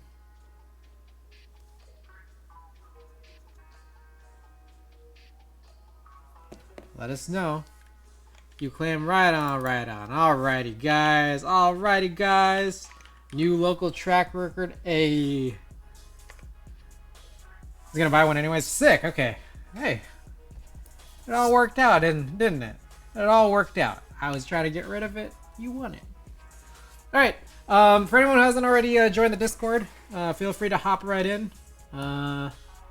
Anubis and everybody else, find me if y'all already haven't DM'd me in the past. Yusuf's hacking for sure. For sure. Find me on the list if you haven't already. Send me a DM. We'll exchange our information if some of y'all might not already had the information exchange with me. But appreciate everybody being here. Hey, shouts out for those big raids, and thanks for watching me do all these little chores. Super sick. Let's see who we can go and raid. I'm gonna guess we got Xaniard and Booty live. Let's see what they're working on. I also gotta get through some ads. Xaniard's working on a U80. Booty is working on a Rose TKL. Ooh. Ooh. Oh, sound effects. My bad. 1, 2, 3. Walkie slush. There we go.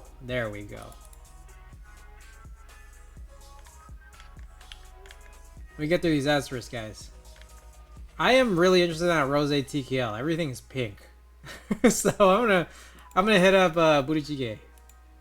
Alright guys. Monday we'll be back with the concrete keyboard. And until I see y'all next time, good night from San Francisco. You guys take care. We're gonna be rating Burichige.